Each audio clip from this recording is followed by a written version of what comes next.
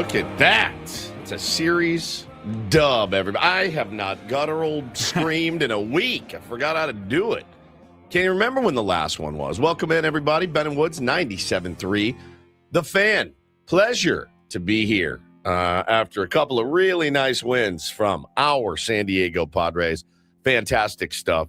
I'm Woodsy. Paul Reindel's our executive producer. Good morning, Paulie. Hey, how are you? I am doing well, and live from Eugene, Oregon is our beloved pal, Benjamin R. Higgins. Good morning, sir.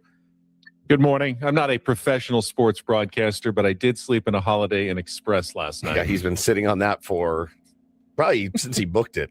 Probably at least a week is my guess. Oh, yeah. He's like, several weeks, I would it's say. probably the only reason he wanted to do the show today live from vacation is to get that in.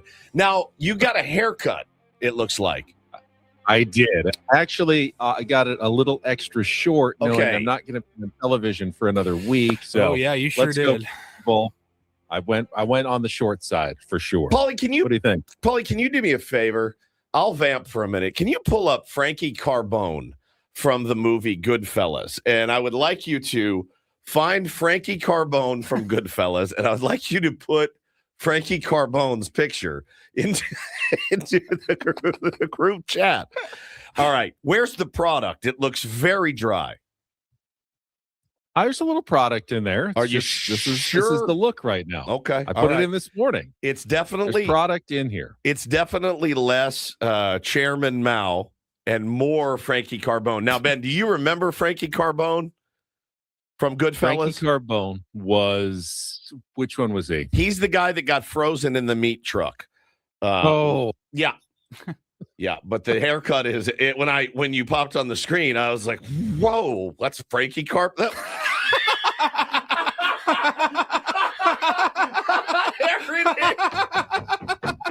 It's identical.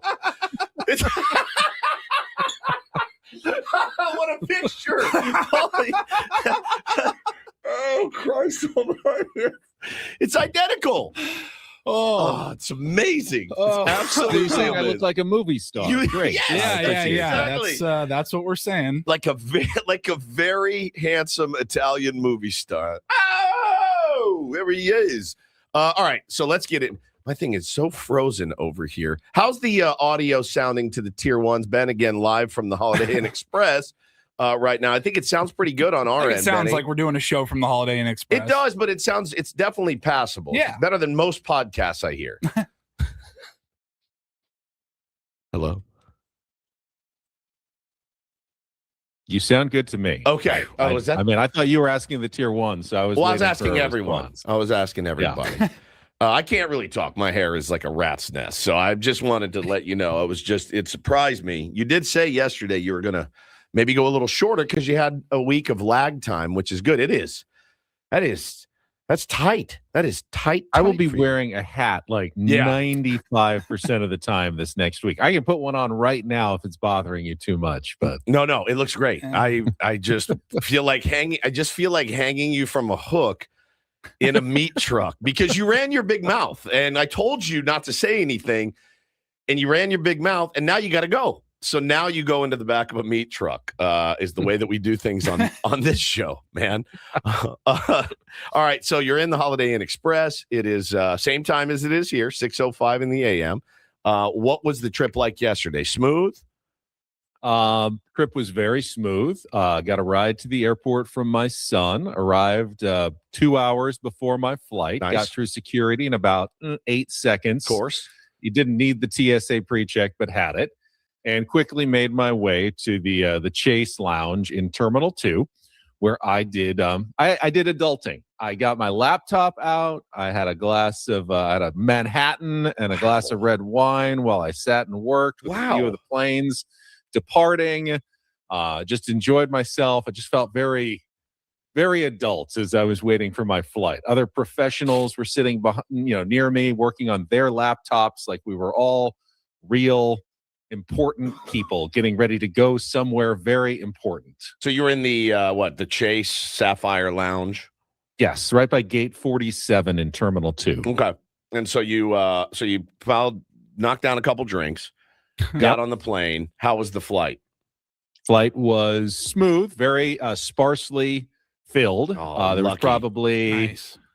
I mean, more than half the seats were empty. So everybody got to sit, on their own without anybody right next to them. So I had plenty of room.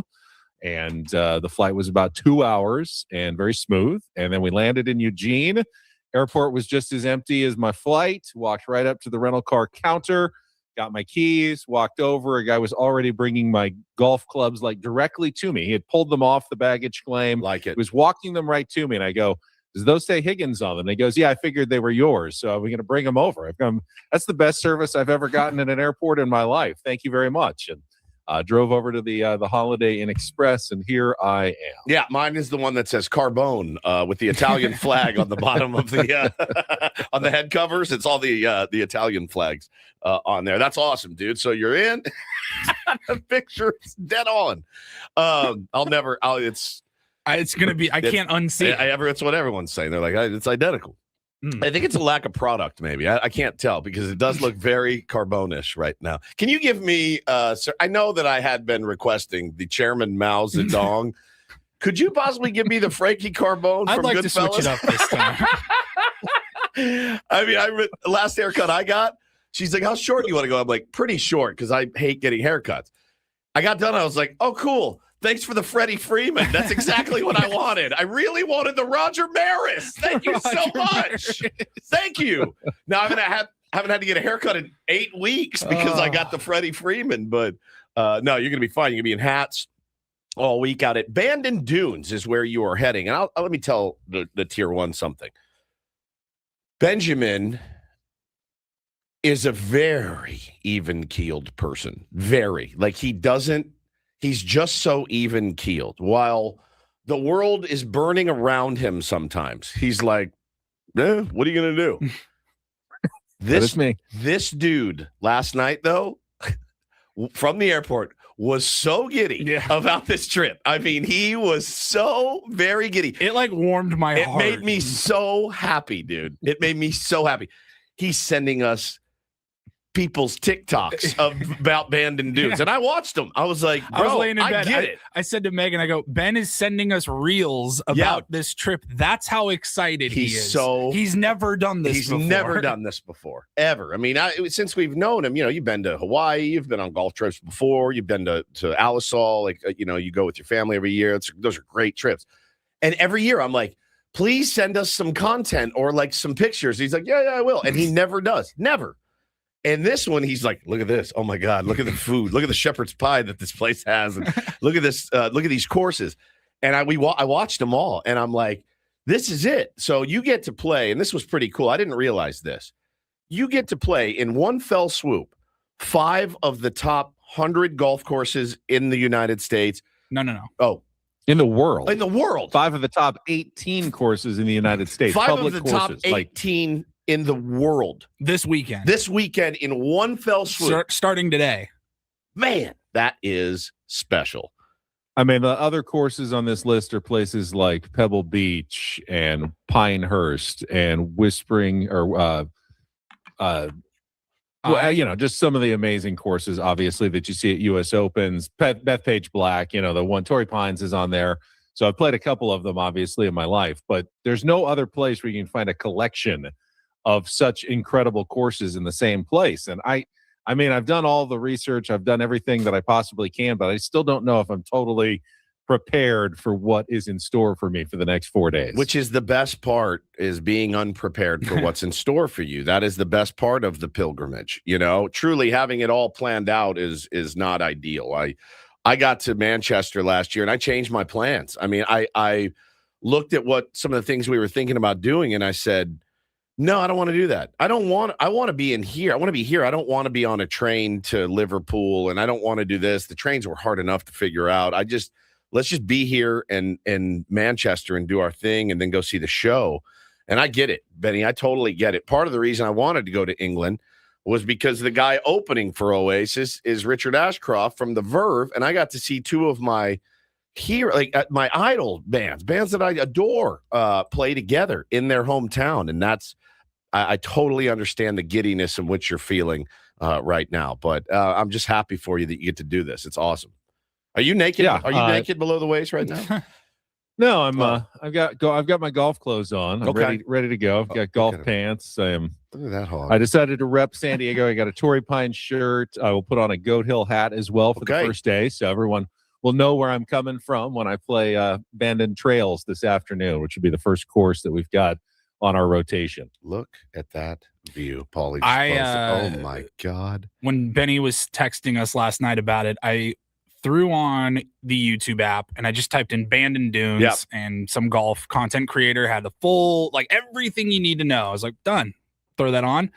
And I'm sitting there and I'm watching this whole video, and they're showing like all the courses, everything that the compound has on the site, all the different hotels, restaurants. It looks amazing. It looks incredible. But I'm sitting there and I'm watching it and I go, this is definitely just a testament to like my golf game. Like, that looks like my nightmare weekend. Yeah, same. Because it would be so gorgeous, and it's such a hike and a trip to get up there.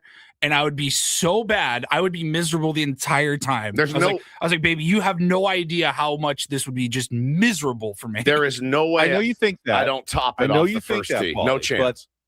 But these courses are not known as like the hardest courses in the world. What makes them hard at times is the weather. Mm-hmm. Wind on the coast, oftentimes rain. But knock on wood, there's not a drop of rain in the forecast. Winds seem fairly mild. So it feels like, there could be an opportunity for scoring and enjoying some pretty picturesque days on the Oregon coast that I'm looking forward to. From the videos that I saw, like, it didn't look that difficult, which is exactly what somebody like me would probably say. I'm like, that looks okay, but there's not a ton of trees and all. There's, it's fairly open, but I'm like, no, there's just something we're not able to see. Like the rough is like worse than Torrey Pines. No, or something. For me, the first hole, I would top my drive. Yeah, I would top my drive on the first hole, and then I'd be spun out for the entire rest of the trip. My whole point is, I'm watching that video. Yeah. I'm watching the video, and I'm going, this would not go well for me. No. But I am clearly able to see like why Ben is so excited. It's because awesome, if I was Ben, I would be over the moon right now about it. I mean, you're just a wreck till you get to the airport. You're just a wreck. Your son's driving you. You're like, bro, 2 hands on the wheel. Hey, go. Just get over. Just get over. This guy's coming fast behind us. That happened like 5 times. Yeah, like, bro. We're drifting. We're drifting a little bit. You're drifting. Stay in the middle. Stay in the middle of your lane. It's unbelievable. Bucket list, man. And I love that for you. I'm very happy for you. Paulie and I will be here tomorrow. Going to have our pal Clark Farrenhold, I think, come in, talk some Padres and talk some Padres minor leaguers. And, every single day I'm seeing like, oh my God, look at this guy and look at this guy. And for a team that didn't have any prospects, we certainly have a lot of guys making some waves right now. So as we kind of expected that to happen, that's going to happen. We'll have Clark in tomorrow. We'll have some fun without Benny here. But man, I'm fired up for your trip. I'm not in as good of a headspace as Benjamin Higgins is right now, because it finally happened. It finally happened at Little League practice yesterday, where your boy kind of went off the rails a little bit. We have had a real time with base running. And they just not understanding what a force out is and what a tag up is. To all of us, we've been watching the game our whole lives. It's so moronically easy for us. We've been watching this our whole lives. You got an 8-year-old and you're trying to explain to him, oh, no, when the force is off here. Now the force is off, and now you have to tag him. No, don't. You can't just step on the base here, bud. You got to tag him because there's only a runner on second. We've run into 15 outs in the last 5 games, right, on the base paths. So we get out to the field yesterday, and we're having a pretty good little scrimmage, and guys are hitting and fielding and doing the thing. And then you start to see the base running mistakes again. I go, all right, that's it. Scrimmage is over. Everybody on second. And I'm yelling out scenarios from home plate, right? Okay, first and second, 1 out. What do we do? And I throw a pop fly, right? And every kid just runs from first and second. So I'm like, okay, let me, and it was about 35 minutes of this to where I'm like, guys, 2 outs, pop fly. They all just stand there and watch it. I'm like, there's 2 outs. You're supposed to run. Just put your head down and run. There's parents in the stands looking at me. And I'm like, I can't keep just repeating the same thing if you guys aren't going to pay attention. Paulie, were they not grasping the concept of like tagging up and knowing the situation? I think I scared the S out of them. Is what I did. I think I just got in their head. It's hard for me to be like, that's okay. I know that it's 17 times in a row you've made the same mistake. Well, it's okay. We're having fun. You're already red right now. Am I dude, I'm telling you. You're getting red just talking about it. I got home. And Bo goes, do I have to play baseball? And I go, well, that's it. I've completely burned my 8-year-old. We are not even through the first season of minor B yet. How many chips do you have as a Little League coach? Paulie, if you heard the conversations that I have with Mrs. Woods in private after some of these practices, I don't, at the end of the day, man, I just want them to love the game. I don't think I really instilled the love of the game to them yesterday. I don't, and I'll wear it. I texted 2 of the parents. I was like, I'm sorry. I lost my, I wasn't calling anybody names. I was very vociferous yesterday. Also, in my defense slightly, the thing is right on the highway. You can't hear a thing. Yeah. So you have to be yelling. And I'm a naturally loud guy, and I'm a very passionate guy. Very passionate. Anybody that knows me knows that. So I'm also like, why would you not run? And it just kind of spiraled a little bit. I was going to make a suggestion, but maybe the highway noise will make it ineffective. But why don't you have them always run when the ball is hit, unless you hear everybody yell, freeze. So their instinct is to run, but if it's less than 2 outs and a ball goes in the air, or there's a force play, possibly you can yell, or not a force play and a tag, you can yell freeze, and then they don't run until they see what happens. Yeah, that would be fine, but here's the problem with not only the highway noise, it's also Timmy and Mikey and Johnny and Breaker's dad, not Breaker's dad, but they're the ones also yelling in the middle of the game. So they're getting 15 voices at all times, right? At all times. And that's just the nature of Little League. That was the way it was when I was a kid. That's the way it was when you were a kid. It's the way it was when Paulie was a kid. Yeah. That's the way it will always be until you literally muzzle parents in the stands with ball gags. That's how it's going to be in Little League. That's just the way it's going to be. You're going to have, get your elbow up, put your elbow down, get your hands up, get your hands back, spread your feet. No, tighten your feet up a little bit. You're getting an incredible amount of information, and it's hard for them to process. So that's why I try to break it down at practice with like, hey, here's some scenarios. Man, I knew I was over when a couple of my best players, 2 outs, throwing pop flies to the infield, and they just freeze. And I knew, I was like, I got to be done. I have to end it now because my best players aren't running with 2 outs. And that means I've failed them. So it's really the concept of the force play, Ben, is really, really getting them. Really, really not understanding when the force is on and the force is off and all that. So it's tough, dude. It's tough. I feel bad. I really beat myself up over it last night, thinking about it. That I didn't lose my cool. I was just loud, I was just loud and kind of incredulous that they weren't getting it, dude. It's really, you're really not tough. You're not a failure as a coach. You're not a failure as a parent if you can't totally get base running in the very first season of minor B. I know. This is why there's many levels of Little League, and they will advance and they will get to understand the game a little bit more. You don't have to do everything the very first season of Little League and get them knowing, the intricacies of the game. They will get there. They will get there. It's what I keep telling myself. And I think you just don't like to see people that you're coaching or teaching or whatever. You don't like to see them remaking the same mistakes. And I think as a parent too, you're like, hey man, you have made this mistake at home 50 times. Like sometimes I'm going to let it slide, but we've made it clear this is a mistake that you continue to make. That's hard for me to reconcile, right? You keep repeating the same thing over and over. So it's hard. So look, man, it's no joke. The timing of life is spectacular sometimes. There's a guy, he writes a blog for parents and coaches in Little League. His name is Tony. I don't want to butcher his name. Tony Manitolo. Hey. You might know him, Carbone. And so David J., our pal from Mad Fryer says, man, I've known you guys for each a long time. You guys would really connect. He writes a blog. He does a web series for parents about keeping the fun in the game and being okay, being cool. And just so happened, David texted me yesterday to connect me with this guy. So I'm going to be talking to him at 10:30 this morning. I'm out of here and I'm going straight to that because, I went into Bo's room last night and I go, all right, man, let me wear this one. I am sorry if I've taken some of the fun out of this for you. I'm sorry. If you give me another shot, I will bring the fun back. I promise. And he's like, all right, deal.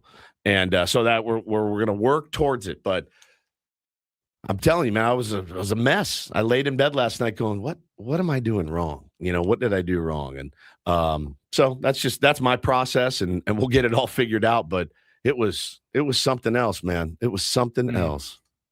Sorry. Bringing the fun back. Bringing the fun back. Thing. That's right. It's kind of our motto here on Ben and Woods. Fun and funny. San Diego Padres brought the fun back the last couple of days. Boy, they did. That was good. That was needed that. I've never seen a fan base go from zero to panic back to zero. I have. The San Diego Padres fan base. That happens 50 times a year. Don't worry. We'll panic again soon. I have no doubt about it. But last 2 days did feel good if you're a Padres fan. We will go through it all. We got our Padres wrap up coming up in our next segment and talk about the win yesterday, 5-1 over the San Francisco Giants, first series win. And it's been almost 2 weeks, I think, since the Padres captured a series. We'll talk about that. We will set the menu for the Thursday edition of Ben and Woods. One of us in Eugene, Oregon, the other two back in studio. I do have my I think this is a Eugene or an Oregon native. I got my Dutch Brothers coffee for the first time. It's you. Oh, yeah. Kiosk in the parking lot. So I've got my mocha, chocolate milk, and espresso. And it is pretty delicious, actually, this morning. It's a vacation drink. No doubt about it. All right. Let's go to break. All right. We will check traffic, and then we are off and running on a Thursday with Ben and Woods on San Diego's #1 sports station, 97.3 The Fan. First, though, I want to tell you about my friends at Trajan Wealth. Trajan Wealth fiduciaries, which means they are responsible.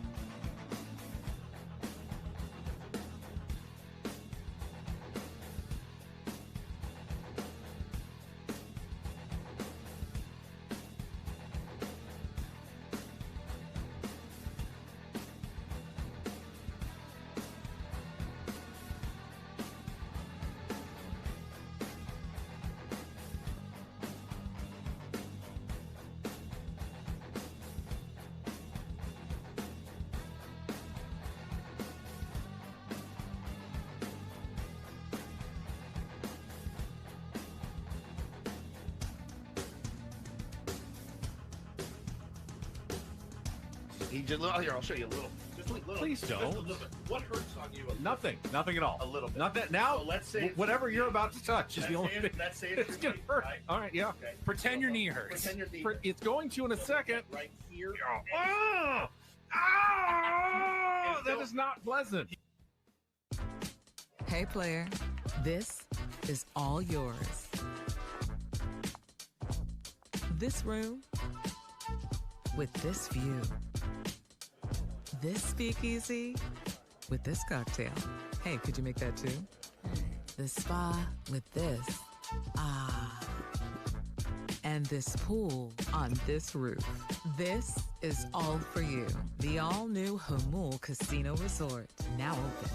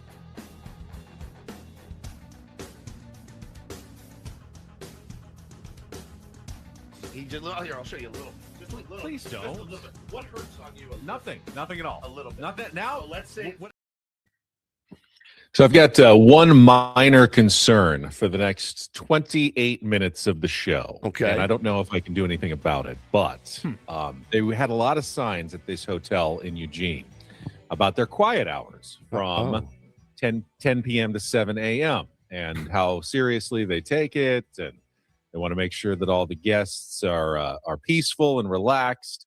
Didn't say anything about doing a live radio show starting at 6 a.m. from one of the rooms. Okay. So not sure what the neighbors have to say and if I may get a noise complaint because, well, you know me, I'm kind of loud. So I'm sorry, room 330 or whatever's next door to me, or you're on the air in San Diego right now. Just tell them your name's Adam Klug. You apologize. Yeah, no doubt. My name's Adam Klug. I work for Odyssey, San Diego. Well, yeah, I was nervous. I thought you were going to say somebody came and knocked on your door already. Not yet. Which not yet. We've had that happen with our kids at a hotel before. They knock on the door. You're like, I'm 6 a.m. We are early birds. I'm very, very sorry. Now that sign did say they have earplugs available at the front desk. So yeah, I don't travel without them. Doesn't want to listen to Ben and Woods here in Oregon live. Go ahead, get yourself some earplugs, and you can just shut me out for the next however long you want to sleep. You want to sleep in this morning, you're good. Tell them your name is Frankie Carbone, and you're part of an organization that operates out of New York, and that if they want to run their mouth, then they can see what the consequences are. We've got a short show for at least our purposes today on a Thursday with our Epic Wings, Epic Padres Roundtable coming up at 9 o'clock. Paulie's going to be sitting in as well today, which means we've got to get to plenty in our 3-hour program, including our Padres wrap-up, and we'll talk about yesterday's win over the San Francisco Giants 5-1. In our 7 o'clock hour, don't do this. You may have seen, I think it was right after our show that it was pointed out to us, the social media post by the San Francisco Giants yesterday that it was a couple days caused a lot of waves. A couple days ago, yeah. But it was being broadcast widely yesterday. People started to become aware of it. We didn't become aware of it until after the show yesterday, but we'll definitely bring that up in DDT. Sammy Levitt's going to be with us at 7:35. Now, I was told by Paul Reindl that Sammy's actually taking the day off. Padres do have a game tonight, 7 o'clock start against the St. Louis Cardinals back at Petco Park. It's the Mason Miller flame-throwing bobblehead night presented by Cox, but Sammy is otherwise engaged. But he is going to join us this morning at 7:35 to talk about our baseball team so we can see what's going up with Sammy Levitt. In our 8 o'clock hour on a Throwback Thursday, we'll play a little Real or Fake, try to qualify another Tier 1 for the $500 gift card to the Westgate Las Vegas, the trip to Sin City. And then at 8:35, our weekly conversation with the Athletics' Eno Sarris, a little smart baseball to take you right into our Epic Padres Roundtable coming up at 9 o'clock. All guests on Ben and Woods appear on the SDCCU fan hotline. It's not Big Bank Banking. It is better. But you guys ready to get right into our Padres wrap up in just a second? Yeah, here in a moment. You've been frozen on our screen for the last, 3 minutes. Am I a bad look or is it a good look? Actually, David J said, how is it that when now he's back. Any other human being freezes? Hang on real quick. I just want to try to figure out, were you on a different tab or something on your computer? Yeah, I switched over to the show rundown tab, and then I switched back to the StreamYard tab. Interesting. It was like as soon as you switched over, your video kicked back in. So you might have to just stay on that screen. Okay. Yeah. Well, that would mean that Woods might have to read the liners and everything because we have them recorded. We got them recorded. Let's see. Have we done any yet? Have you done any? Yeah, throw in David. We need a David Shapiro right now. Ben and Woods brought to you by David P. Shapiro, criminal defense attorneys, helping good people regain control of their future when charged with a crime since 2010. Visit davidpshapirolaw.com. Thank you, Paula. Now, strangely enough, your screenshot, David J. said, how is it that when any other human being freezes on screen, we look like morons, and Ben somehow looks even more handsome? It actually was a really good likeness of you. Like a new head, it was headshot worthy. I then just leave it up. Why would you ever change it? I don't know. It looks. I'm gonna text it to you because I took a screenshot. You'll like it. But yeah, we can get to the grap up. All right, we'll check traffic. We'll get to the grap up and talk yesterday's game coming up next year on 97.3 The Fan. From the 855 Get Ross Traffic Center. Injured? Demand justice. Demand Jurowitz. 855GetRoss.com. Chula Vista to National City, it's crowded northbound on the 5 from the 54 to Harbor Drive. San Diego northbound the 805 is sluggish before and after the 94. Traffic report brought to you by Soapy Joe's. Hey Santee, Soapy Joe's is now open on Mission Gorge Road. Sign up today for just $9.99 your first month at any wash club level at Mission Gorge only. Come suds up with us. Visit SoapyJoesCarWash.com for more details. Good, clean fun. I love winning, man. I love winning. You hear what I'm saying? It's like better than losing. Are you ready?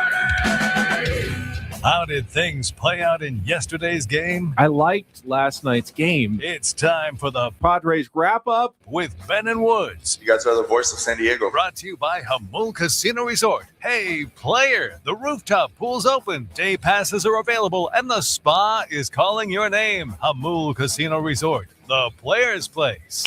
And Schmidt off the handle, pops it into short left field. Laureano, long run, gonna get there to make the catch.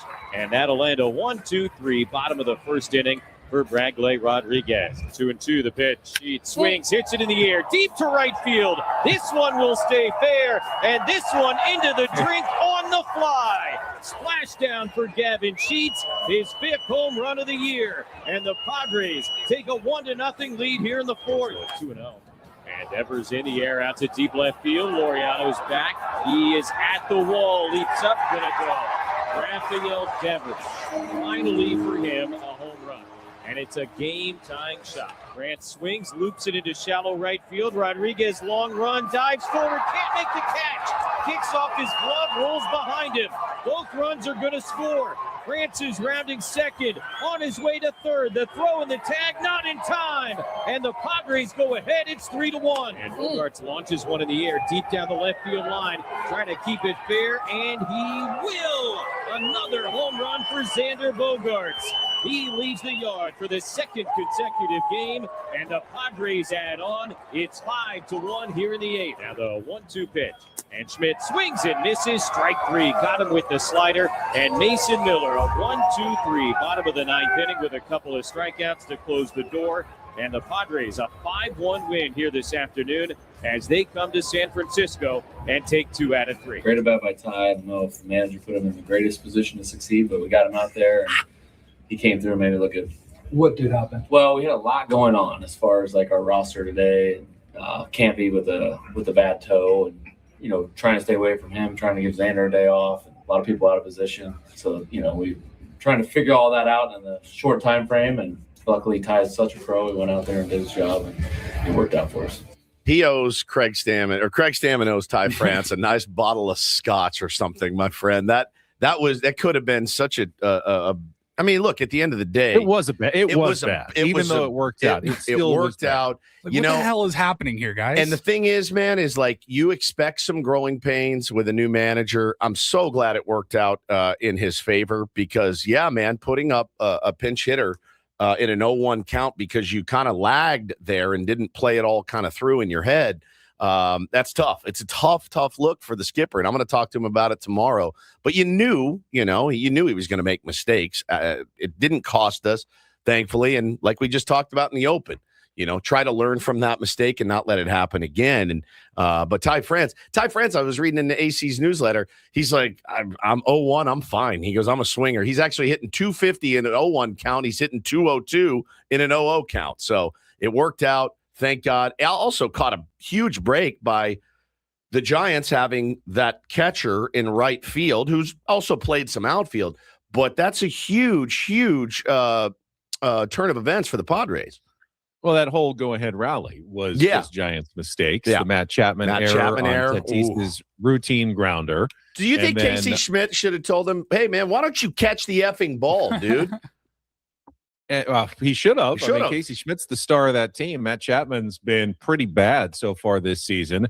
So Casey Schmidt could do some talking if he wanted to. But then how about the decision by Tony Vitello to take Adrian Hauser out of the game at Amazing. that point? He was owning the San Diego Padres. Even Don and Mudd were going, what is this guy doing? This guy's pitching great, and you're going to a bullpen, and the first batter that Wynn comes in and faces, he walks, Laureano to put runners at first and 4 second, pitches. and then Nick Castellanos hits a dribbler, moves the runners over. Freddie Fermin, now we understand why they didn't perhaps pinch hit for Freddie Fermin in that situation. They did not have a backup catcher in yesterday. We didn't know that before the game, but we just found out, of course, that Luis Camposano was nursing a toe injury, so they needed to leave Fermin in. They just said, all right, well, if we need to leave him in, let's just have him bunt, get it down a safety squeeze, and try to get the go-ahead run home.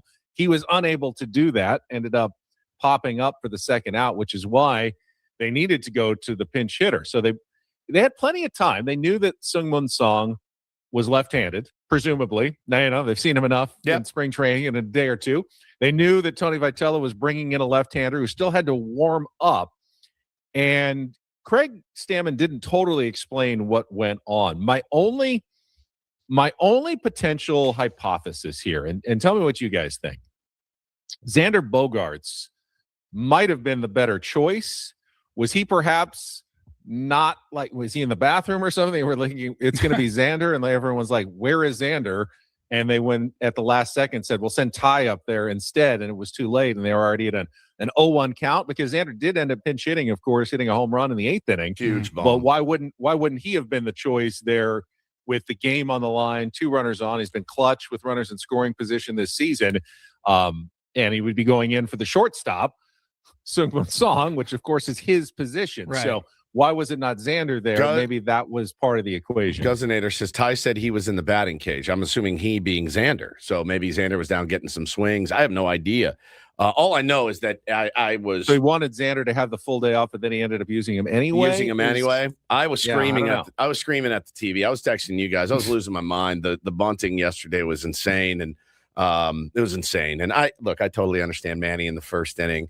Looking up, seeing Chapman where he was, knowing he's a 0 for 16, I think, or 1 for 16 against Adrian Hauser, and looks down and goes, yeah, I can probably get one. It was a decent bunt, but, you gave away an out there. Didn't really work.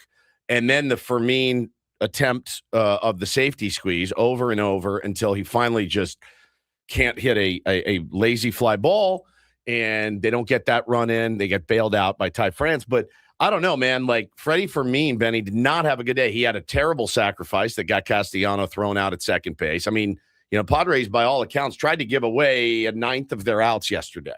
1/9 of their. That's right, 1/9 of their outs. They tried to give them away to the very lowly San Francisco Giants in a ballpark where, my God, you can stick your ass out, hit a slider, and you might hit a double. In Oracle. It's so huge. The outfielders have to play so deep. I like my chances with my $30 million man swinging away, hitting himself out of the slump. I like my chances with Freddie Fermin trying to swing away. If you're going to do it, execute it. That's part of the problem too, is it's poor strategy. And then you compound it with really poor execution. The strategy is what it is. If that's what you want to do, fine. But your execution really in all 3 phases was pretty terrible. I think that's where my issue is.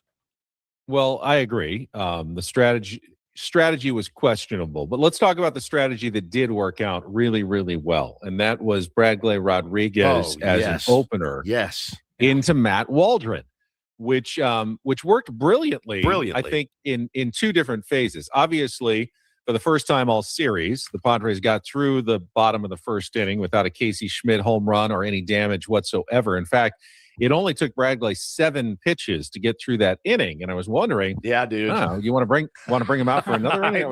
That was pretty good. I know, man. I thought the same thing.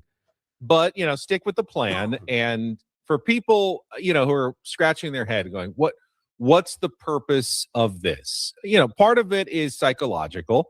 Shake things up for Matt Waldron, bring him in, in the second inning rather than the first. He struggled somewhat early in games. But strategically, if you want him to go 5 innings, which he did, you can avoid the top 3 hitters on the Giants a third time. If you start at the beginning of the game, you're going to face the 1, 2, 3.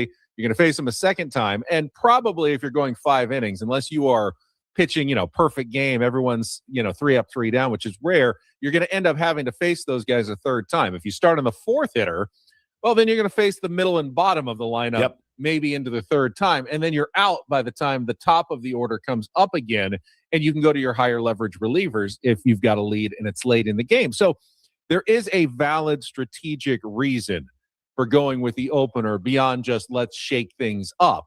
And I think we talked last week about why you don't go with an opener, because then you're using Bradley and well, maybe you're not. You may win the game 10-0. You wouldn't have needed him, and you're using a reliever that you don't have to. But in this case, I thought it worked out really well, Woods, for the Padres, and a good decision by Craig Stammen. I thought it was great, and you've seen other teams employ it, and I think we've had situations in the last few years, Benny, where you're like, why wouldn't we do this with some of the guys we've had in our bullpen? In the last, since we've been covering the team together, at least, right? You've got guys down there like this. Okay, this starting pitcher really has a hard time in the first inning. Okay, well, this guy is lights out, has electric stuff. Let's get the 3 best hitters out of the way. And if it backfires, it backfires, right? But I loved how you explained that, man. You're going through the middle and the bottom of the order. Matt Waldron deserves all the credit in the world for the way that he pitched yesterday. He pitched his ass off, straight up, got the win, earned the win. I thought he was brilliant.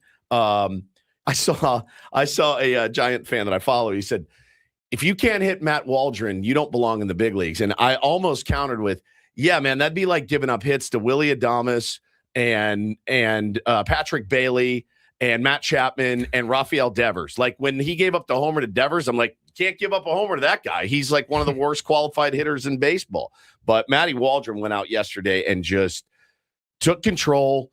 Was fantastic, man. Really, really happy to see that. I wasn't expecting it at all. I was actually kind of nervous about watching, and it was pretty damn enjoyable, actually, to watch Matt Waldron pitch yesterday.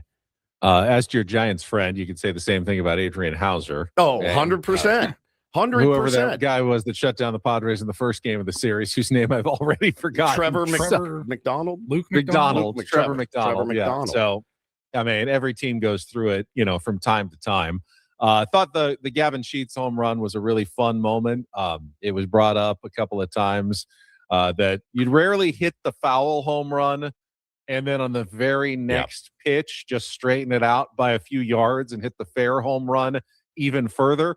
That was kind of wild because almost always the pitcher, once he knows, oh, he was on me, he was pulling it. Not going to see that again. You're going to throw anything but a pitch that he can pull for a home run in that situation. It's the old, I'm going to overthink this on the mound because you throw it, he smokes it, and you're like, all right, he knows I'm not going in there again. Like, he's sitting there going, I'm not going to see that again, so let me throw it again. And he's like, wow, this idiot threw the same pitch in the same spot, and now I'm going to hit it out for a home run. It's classic overthinking by the pitcher, and really, really nice execution from Gavin Sheets. But again, Castellanos, I thought, deserves a lot of credit, too, for some ABs he put together. I know his weak roll, ground out to short. Yeah, man, fine. You got both runners over in that. You put the ball in play. Good things happen. He also made some decent defensive plays. Really Obviously, did. He's not He Tatis really out did. there, He really but did. didn't look uncomfortable. Made some tougher plays with the wind blowing, day game. Man. Oracle, that's not an easy outfield. Sung Moon Song with a really brilliant play at short. I mean, and again, you look at that and you go, all right, Tatis moved into second. Sung Moon Song's at short. Depth. We heard Craig Stammen in the post-game interview that we played in the wrap-up there. He's like, look, we're banged up right now. Yeah, guys are playing out of position. Guys are stepping up. And he's like, credit to guys like Song, who's like, hey, man, welcome to day 2 in the big leagues. Like, now you're playing short, Yeah. And everyone's we got a lot of Swiss Army knives right now. I like it. I like it, too. And, the book is still out on Sung Moon Song right now, but in the first 2 games that he's played, I like what I see. I like the energy he gives. It really was a super play that he made. Didn't hit yesterday, but hey, man, you're going to have those days in the big leagues too. I thought it was a really good team win. You look up and down the lineup, and almost everybody contributed. Jackson Merrill seems to be heating up right now. I like that. Manny's still trying to figure it out a little bit. You go over. Manny did, series? Yeah. Was he 0 for the series or 1? I think he was 0 for the series. That's a tough look. So yeah, it was at the end of the day, man. You handled business. You took 2 or 3 from a really bad team. I'd like to keep that team down. I'm slow. I was like, there's some guys. No, I'm out. They're getting close to like public enemy number 2. Yeah, for me, I don't like them, and I don't like their manager. I think he's a joke. I think they're now tied with the Rockies for the worst record in baseball. Yeah. So the Padres have two pretty much turds in their division early in the season. Let's keep it that way. You want to take advantage of it. They've only gone 3-3 against the Giants so far. That's not not good enough. You hope that they can do better in the next two series when they face them. One thing the Padres have done really well, though, this year, didn't see a lot of people pointing it out. They are now 5-0 in true road series. They have not lost one. The only one they split was Mexico City, which was technically a road series, although there were more Padres fans than Diamondbacks fans down there. But their 5 actual road series, they've won all 5 of them. They've had much more trouble at home, where they've lost 4 series at Petco Park already this season. But your San Diego Padres 2026 version, pretty good road warriors far this season. I like that a lot, man. That's important. These games, again, against these teams, we talked about it Monday, or whenever I use the chip. Monday? Tuesday. Smelling that blood in the water, going out and attacking. You got into the bullpen. Inexplicable move from Vitello. Inexplicable. Hauser was cruising, and then Chapman boots a 6-hopper, and you got to pull him for that? I don't think so, man. I really don't. 72, 73 pitches. I mean, he was cruising. So, hey, man, when you see the other team make a mistake like that, can you take advantage? That's what I was begging them to do, and they did it, and I'm very happy about it. First hour in the books, broadcasting live from the Bill House Studios. We Know How. We'll come back, maybe get to an early MLB reach around, because we got to cram everything in a short 3-hour show leading up to our Epic Wings, Epic Padres Roundtable. It's Ben and Woods on San Diego's #1 sports station, 97.3 The Fan.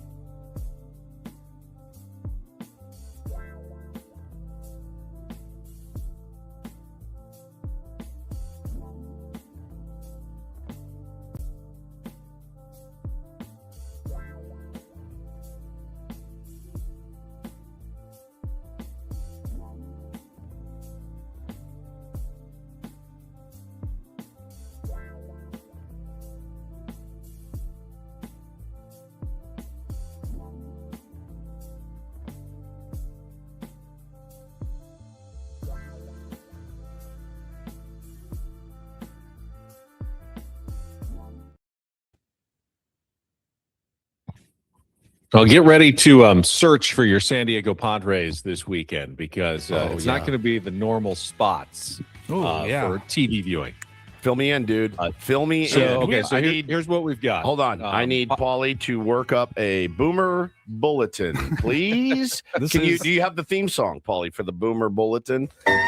No, what's the other one? It was like that something says else. Boomer Bulletin. Oh, it does? Okay, yeah. All right. Help me out, guys.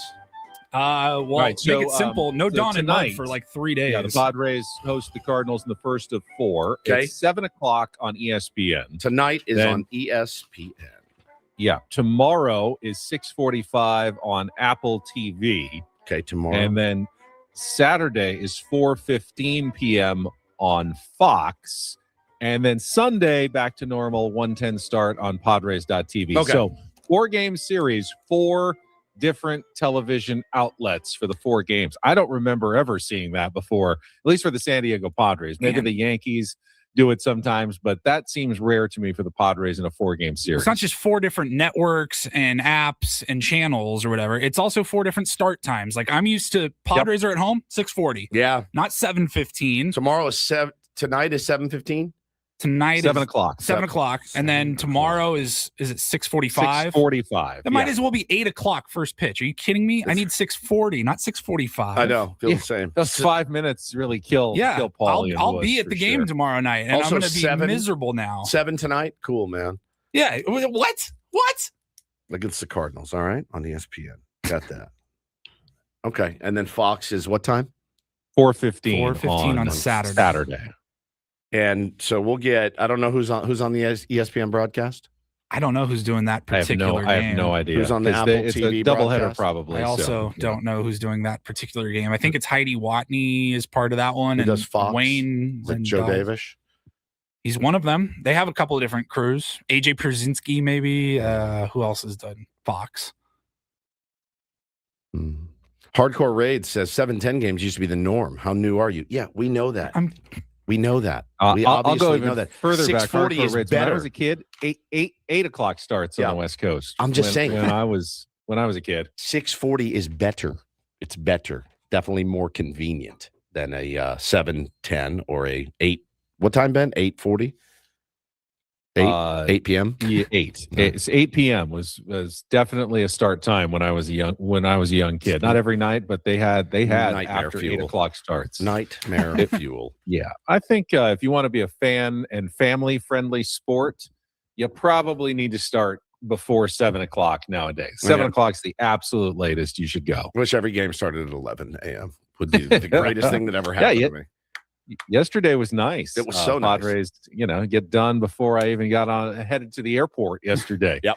Get your whole day in. So Padres back home, just a 4-game series against the Cardinals, who, by the way, these are the number 1 and number 2 teams right now in the National League wildcard standings. Cardinals are off to a really good start this season. They lost yesterday. We can get to that when we go around all of baseball. Let's do our MLB reach around. They're doing the reach around. They're doing the reach around. Everybody's doing the reach around. Love it. All right, let's check it out. Yesterday's action, starting in the NL West, and we'll begin, Woods, with the LA Dodgers, who got their win over the Astros, got their series victory. Andy Pages hit not 1, not 2, but 3 home runs and drove in 6, but they did lose Tyler Glasnow, who left the game after just 1 inning with low back pain. Did they, Ben? Did they lose Tyler Glasnow? Did they? Yes, he's hurt. He's hurt. I literally feel like Friedman texted him before the game and just wrote the number 2. Second. Just go down in the second. Go down in the second. Down in the the second inning? Yep. Yeah. Go down in the second. Is that what they're doing now? It's next level injuries. Like, hey, they're going to start getting suspicious. We need these to happen during the game, not just between your starts. Not between starts. Because people don't believe us anymore. I mean, he threw a warm-up pitch and then was like, nope, that's it for me. I mean, it's very convenient. Like Snell is on his way back. This is the standard operating procedure up in LA. So he'll get himself a nice vacation and then be ready for the postseason push. Had a rare pitcher's duel in the desert last night. Paul Skeens shutting down the Arizona Diamondbacks. 8 shutout innings, 7 strikeouts, and a Brandon Lau home run in the first inning was the only run as the Pittsburgh Pirates beat the Arizona Diamondbacks 1-0 last night. The Mets doubled up the Rockies 10-5. Juan Soto and Marcus Semien went deep. I thought what was interesting about that game, remember they had the big snowstorm. Did you see the video the Rockies put out of the field absolutely covered in like 8 inches of snow at 12:30 in the afternoon? And then 4 hours later, it looked absolutely perfect, like there had never been snow in the Rocky Mountains in history. It was pretty impressive by the grounds crew out there. Grounds crews are such unsung heroes, man. They really are. They are like, those fields are just perfect. And that probably was they look at that as like, man, what an opportunity for us to show our mettle. And boy, they did. It looked beautiful. They had this. I don't know if it was a snow plow because I saw that pushing the snow. It was like, but it was like picking it up and it's like removing it like a big vacuum cleaner for snow on the field. It was great. Continue. Let's see. The Milwaukee Brewers beat the St. Louis Cardinals 6-2. Andrew Vaughn hit a 3-run home run in the first inning for Milwaukee. So cooling off the Cardinals slightly as they head to San Diego to play at Petco Park. How about the Chicago Cubs, guys? It's third straight walk-off win. This was the wildest game, one of the wildest of the season between the Cubs and the Reds. So the Reds and Cubs were tied 4-4 going into the ninth inning. In the top of the ninth inning, Ellie De La Cruz hit a 2-run sacrifice fly. So they scored not only the runner from third, but the runner from second to take a 2-run lead. And it looked like the Cubs were finally going to lose a home game until PCA hit a 2-run home run in the bottom of the ninth inning to force extra innings. And then they won it on a walk-off walk by Michael Busch in the bottom of the 10th. And the Cubs have now won 14 straight at Wrigley Field. 14 in a row. Wow. That is, it's pretty outstanding, man. I hope they're peaking too early because we'll see them when we go out to Chicago in late June. But they look pretty incredible right now, and they got guys banged up too, man. They got guys banged up, and they're still doing it. Speaking of teams that look pretty incredible, the Tampa Bay Rays won again. They shut out the Blue Jays again 3-0. It's their 13th straight game allowing 3 runs or fewer. And it's been 2 or fewer in 11 of them. They've only allowed 3 in 2 of those. Their pitching staff has been insanely good right now for the Tampa Bay Rays, who always seem to find pitching. I mean, I think Ruben Niebla is the best in the business, but overall as an organization, Tampa Bay Rays are the envy of baseball and how they just continue to find pitchers because they won't pay for them. They'll just develop them and then trade them off and find new ones and just keep slotting them in. Yeah, I agree. I mean, we're up there too, man. Padres are up there too. I don't know if you guys saw the news. Chris Paddock got DFA'd, and in his stead, they called up one Robbie Snelling to make his major league debut. Apparently, he has been tearing it up. He was, I believe, part of the Luis Arraez deal. Been a couple of seasons, but he's ready to make his debut on Friday, and apparently is just. He's the next big thing. So, would be nice to have him in our rotation. I get it, but you're going for a World Series. Snelling was deemed expendable at that time, and he'll make his debut for the Marlins. Speaking of former Padres, C.J. Abrams hit a grand slam, drove in 5 as the Washington Nationals beat the Minnesota Twins 15-2. Sonny Gray returned to the mound and combined with 3 relievers on a 4-hit shutout for the Boston Red Sox, who beat the reeling Tigers 4-0. Pete Alonso hit a 3-run home run, his 7th of the season. Orioles over the Marlins 7-4. The Phillies rallied from behind against the A's using a 4-run 8th inning to win for the 8th time in 9 games under Don Mattingly. 6-3 the final. The Mariners, it finally happened, guys. The Braves have lost a series. Took the Mariners and Brian Wu shutting down Atlanta yesterday to take 2 out of 3 with a 3-1 win over the Braves. Angels beat the White Sox 8-2. Travis d'Arnaud. He was the one that was he on the Padres or was it Chase? I can never remember. It was Chase. He had a 3-run home run. No word on if he opened any cards, Pokemon or baseball before the game, but he had a 3-run home run for the Angels. And the Guardians snapped the Royals' 5-game winning streak with a 3-1 win. There's your MLB reach around for a Thursday. Very good reach around today for remote reach around all the way from Eugene, Oregon. Yeah.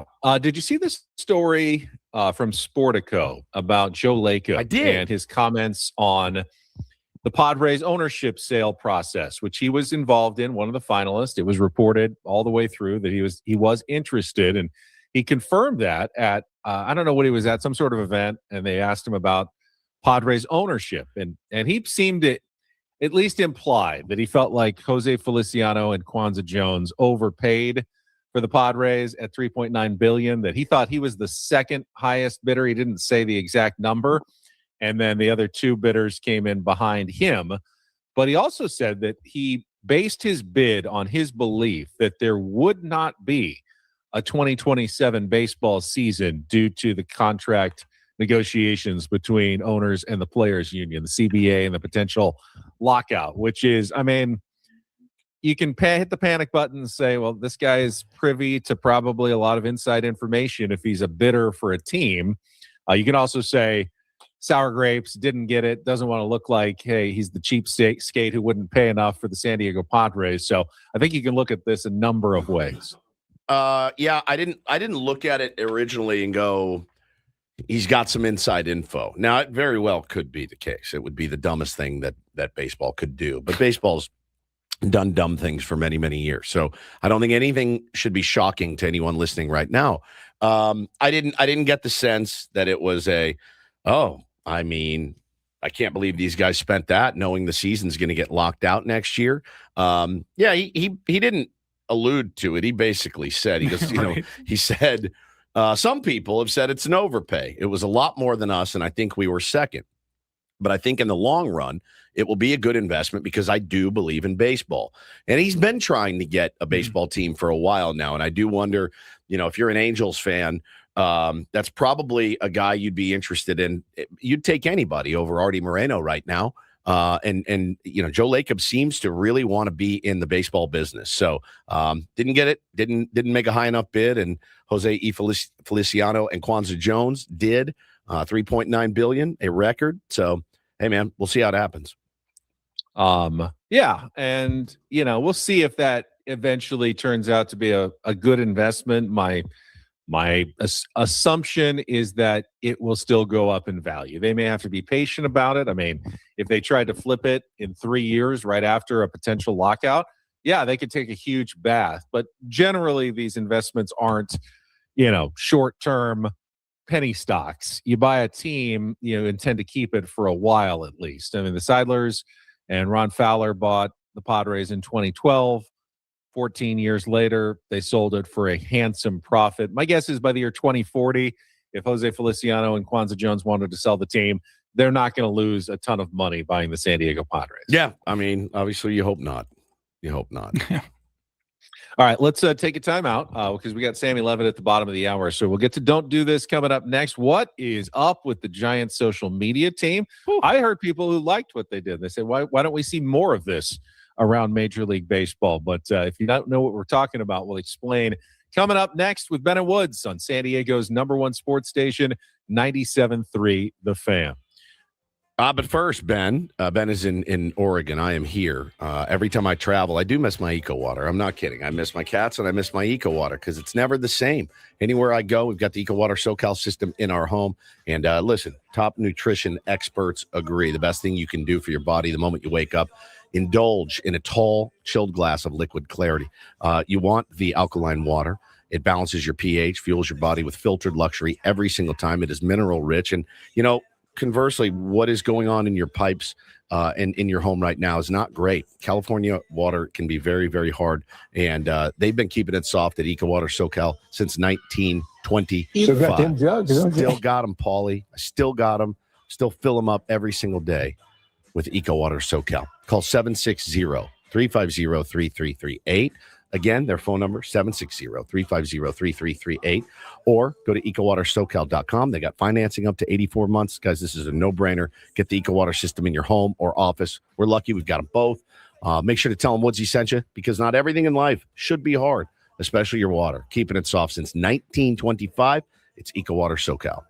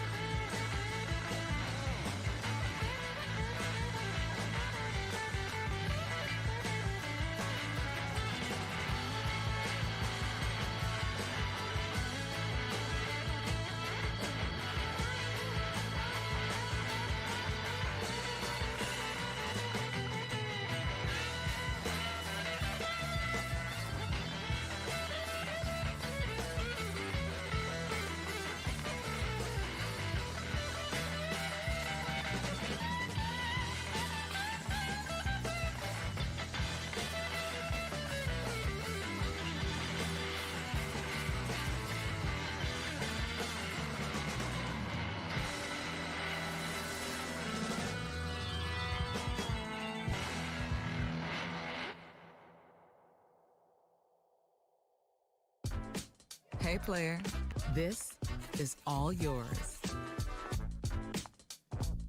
This room with this view. This speakeasy with this cocktail. Hey, could you make that too? This spa with this. Ah. And this pool on this roof. This is all for you. The all-new Hamul Casino Resort, now open.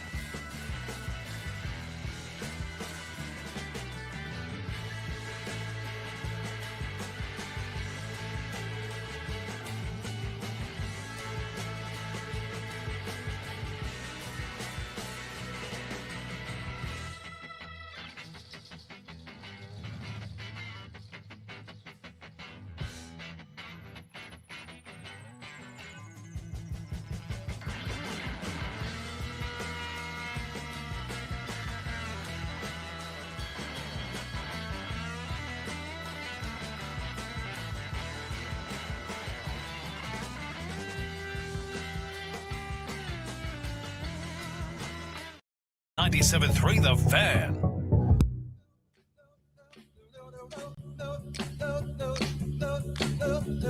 Hello? Benny is not. Hello? Benny's like muted or something. There we go. Don't do this. There Sorry, we guys. go. I turned off the microphone. That's okay. Don't do this. Brought to you by Dixie Line Lumber and Home Centers. We actually passed the one by the sports arena yesterday. On the way, my son said, "Oh, look, Dixie Line Lumber and Home Centers. What do you say? You say helping San Diego's homeowners and contractors fix it, build it, and enjoy it." Yeah, he knew the whole tagline and everything. I was very impressed. He's been listening. Let's get to it. A couple of stories that make you shake your head in the world of sports. Woods? I will get us started. What is happening with the Detroit Tigers organization right now? It's the big league level is kind of a mess with the Framber Valdez situation, but it gets even deeper than that. Manager Gabe Alvarez, he's the manager of their AAA team. He was fired on Tuesday after sending inappropriate text messages to a female colleague. His quote was, "I sent a single text message to a colleague that I intended as a lighthearted joke. Shortly after sending it, I recognized that the message was inappropriate, did not reflect the values and judgment I strive to uphold. I immediately reached out to clarify my intent. I never intended to cause discomfort or offense. Regret the message created this situation. This is an isolated incident." Blah, blah, blah, blah, blah. They fired him, Ben, based on a violation of club policy. And this is not the first instance going on in Detroit. I don't know what's happening up there, but over the last year, multiple reports from The Athletic outlined inappropriate behavior from men towards women in the organization. Sam Menzin was an assistant GM. He resigned. He had sent lewd photos to multiple female Tigers employees. 8 men employed by Mike Ilitch Sports and Entertainment were accused of misconduct towards women. So it's been the HR department. They're working overtime in the Detroit Tigers through the entire ranks. My first takeaway is there any lighthearted joke that can be so misconstrued that you would get fired for it or lose your job? I'm really skeptical about that, Paulie. And what's disturbing is, I mean, obviously the action itself of sending a lewd text or a sexual harassment text is disturbing. But that happens, sadly, in society. We have not gotten that completely out of the workplace yet. What bothers me, though, is that somehow he has managed, this AAA manager, to try to make himself sound like the victim, where I did like nothing. I immediately realized, oh, that was probably a little tiny bit inappropriate, and I apologized profusely, and I still got fired for it. Yeah. Oh, you should feel sorry for me. I mean, come on. He's trying to turn this around and make himself look like he's the one who's been wronged in this situation. Oh, you, buddy. Okay. Let's go to the San Francisco Giants media relations or public social media department. And I didn't see this. So you said this was 2 days ago. Yeah. They put together the video, kind of the teaser video for the Padres Giants series. And it had the logos of the two teams and then a little video of the players, catch all the action, Oracle Park. We see these all the time. But then someone caught it. I mean, it was subtle. It was barely there. But inside the SF logo, inside the orange interlocking SF logo, there was an NSFW message directed at the San Diego Padres. You have to pause it, look really close. I don't know how anyone caught it, but it was definitely there. Oh, it was there. It says bleep the Padres. F. Just right there, like in a team post. Yeah, F the Padres is what it said. Yeah. It's there. It's now, crazy. I thought immediately, this is a don't do this. You're a professional, multi-billion-dollar baseball organization, and your employees should know better than to do something like that. If I'm the Padres, I don't care. I mean, whatever. It's not a huge deal, but if you're running a business, you're not happy with your social media department by even letting this slip in, even if it's like an Easter egg and you didn't think anyone was going to catch it. So why do it? Not the way you want to be running your business. I mean, listen, we can go round and round about this, the Brian Kershaw meme and all that. It's up to you how you want to react to it, right? And I saw it and I went, well, that was dumb, but it doesn't make me. I know I'm defending the Padres, so it's going to sound biased. That's a troll. There's trolling, and then just saying "f you" isn't really different. Trolling. No, it's not trolling, and it's kind of wild. It's not clever from a team be official. Clever, account. Yeah, be clever.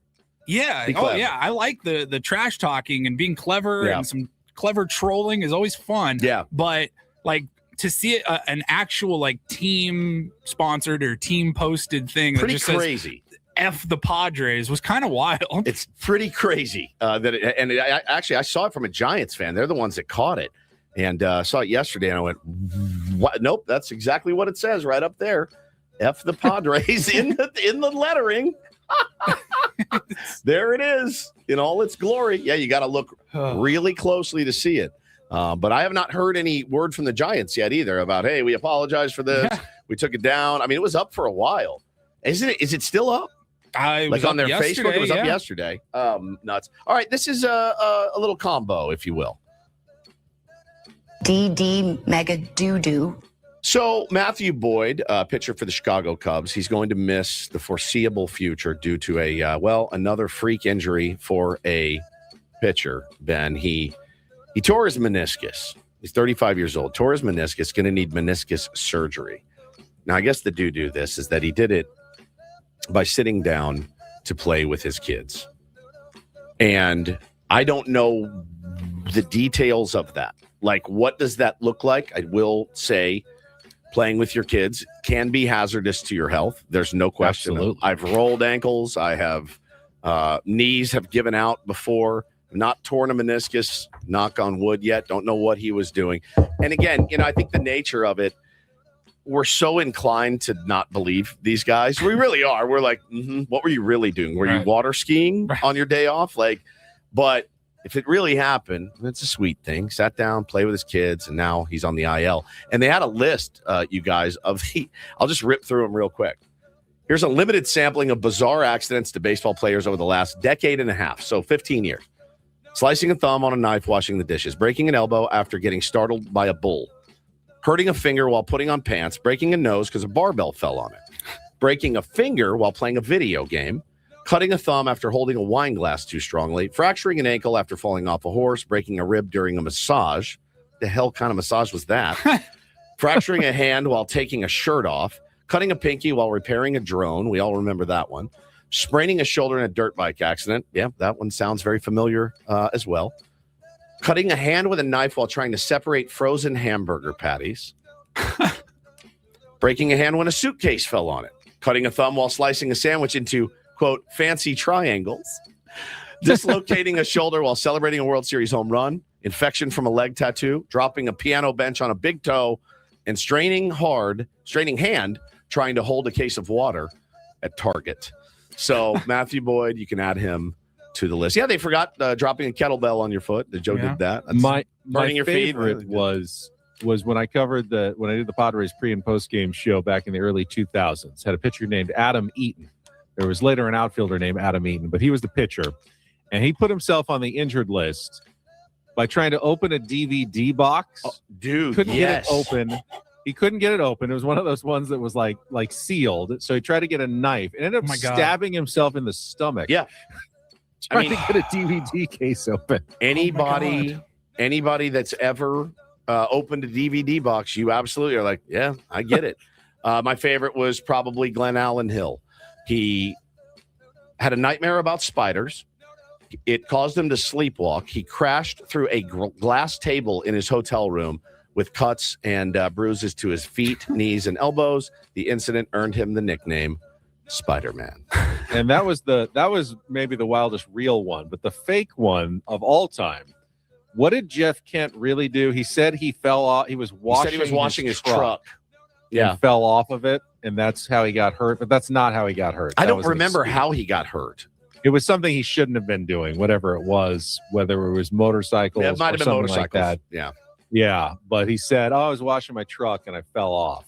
And that was a lie. Yeah, the And he got report caught in the suggested lie he at was some actually point. riding a motorcycle, not washing his truck. He's like, no, you don't understand. I'm up on the hood and I'm polishing and I'm washing and I slip right off and broke my rib or whatever. Yeah, I remember that bit. Let's see. The later reports, including from and of the San Francisco Giants, suggested he lied, citing witness reports that he was actually performing wheelies on a motorcycle, which would have violated his contract. It's incredible. It's incredible. All right, that is don't and do this for a Thursday. That was Don't Do This with Ben and Woods on 97.3 The Fan.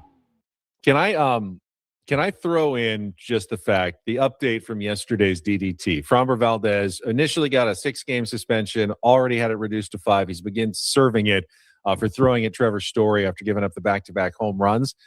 I feel like it's a little unfair that A.J. Hinch got a one-game suspension as well. He was clearly not involved and totally opposed to it. He came out pretty strongly as a manager can condemn his own player after a game. If I'm A.J. Hinch, I'm like ticked. Like I'm serving a suspension for this idiot. Like I could do anything about it. Somebody's got to take it, and it's always the manager. So. Yeah.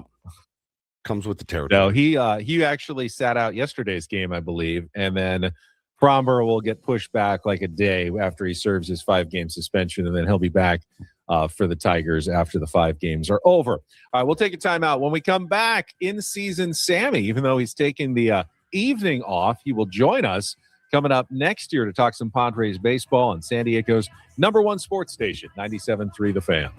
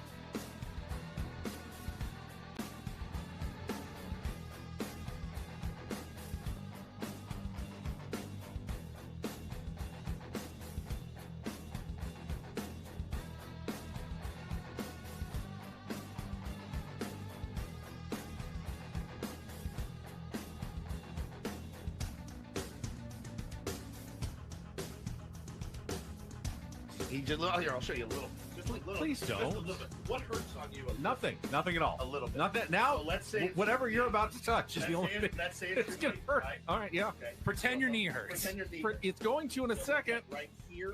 Oh, that is not pleasant. Hey, player, this is all yours. This room with this view. This speakeasy with this cocktail. Hey, could you make that too? The spa with this. Ah. And this pool on this roof. This is all for you. The all-new Hamul Casino Resort, now open.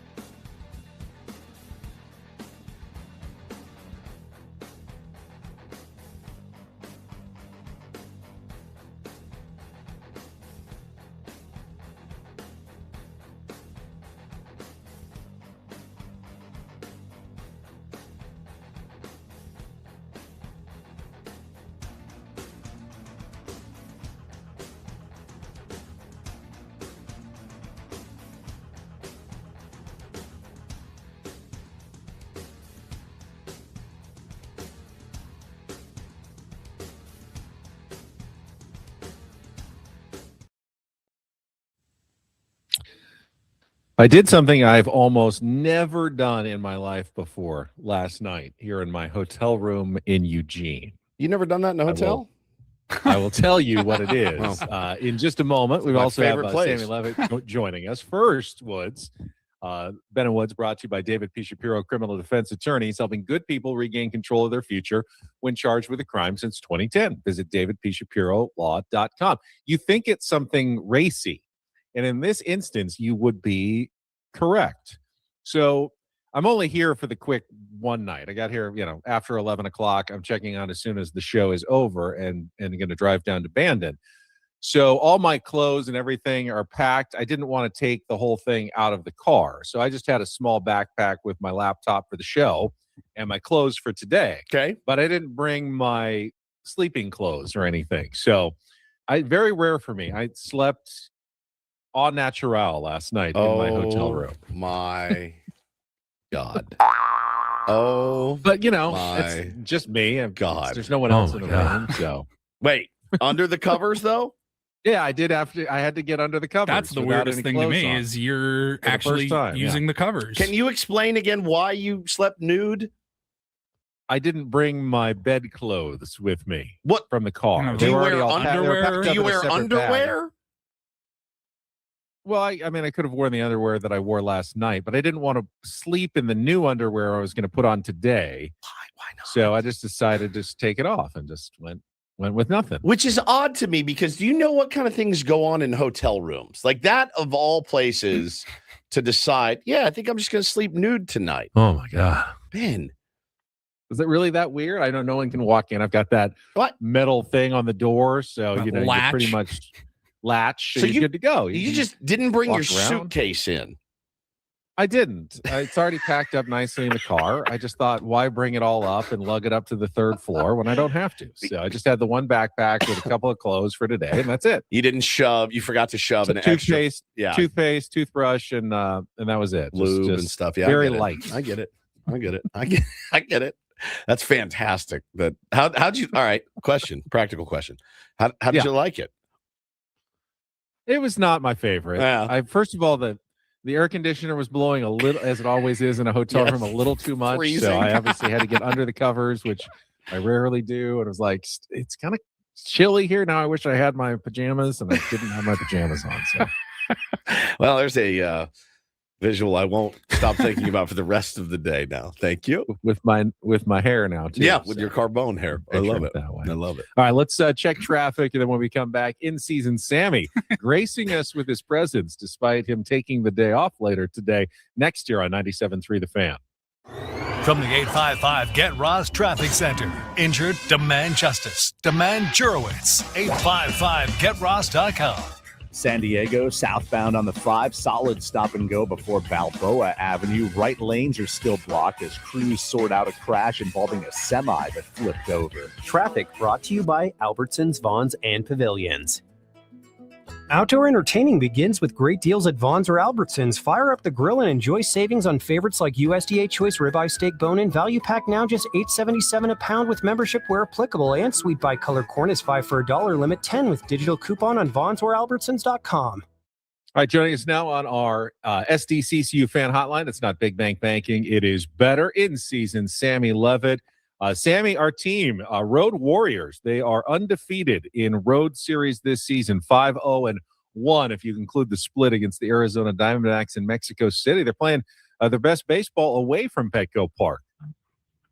Yeah, well, I think it falls in line with, I think, what's been sort of the best thing about this team through 36 games. And it sounds as cliche as ever, right? But it's that they're just finding ways to win. I mean, I thought the series in San Francisco was a good example of it, right? They fall behind on Tuesday. They explode offensively yesterday.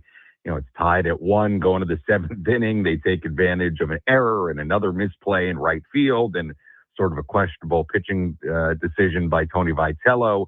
And they just find a way. And despite, you know, as we've talked about over the course of the last few weeks, some of the things offensively going on underlying that you don't love. You wake up this morning on May 7th and they're 8 games above 500 and, a half game out of first place in the National League West. So, you know, all those things can be true at once. They're finding ways. They played very well on the road. And, here on May 7th, they're certainly in a very good spot, which is a huge credit to them. Sammy, do you ever sleep in the nude?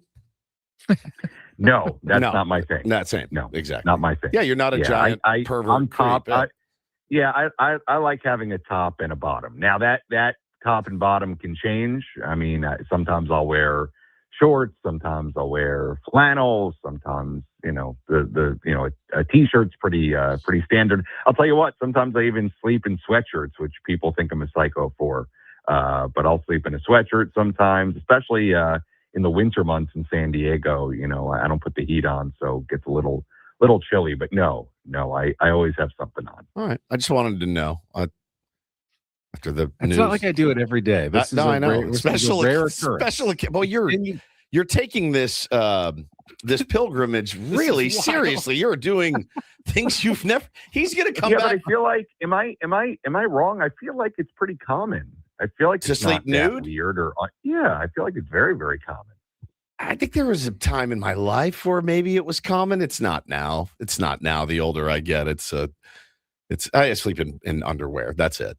Nothing else. I can't sleep in anything else. But yeah. Somebody in the chat just goes, "Is this show on the radio?" Yeah. It's really odd. Purple says, keep Oregon weird.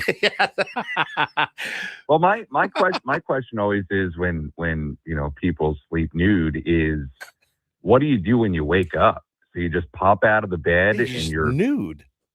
It does seem a little odd, especially on the wake up. It's a little weird. But when you live with someone else, you don't want to subject them. That's to true. That's true. But here, with no one else in the room and no clothes to speak of that I had to bring with me, I made do with what I've got. That was. It's not like I went to one of those bikini baristas this morning that they have here in Oregon. Oh, either, you could have, which is a thing, by the way. Yeah, you should. I mean, that's something I'm going to need you to do before you leave. What are you doing at Dutch Brothers? Yeah, he goes to Dutch Brothers. They have bikini baristas there. He's at Dutch Brothers this morning.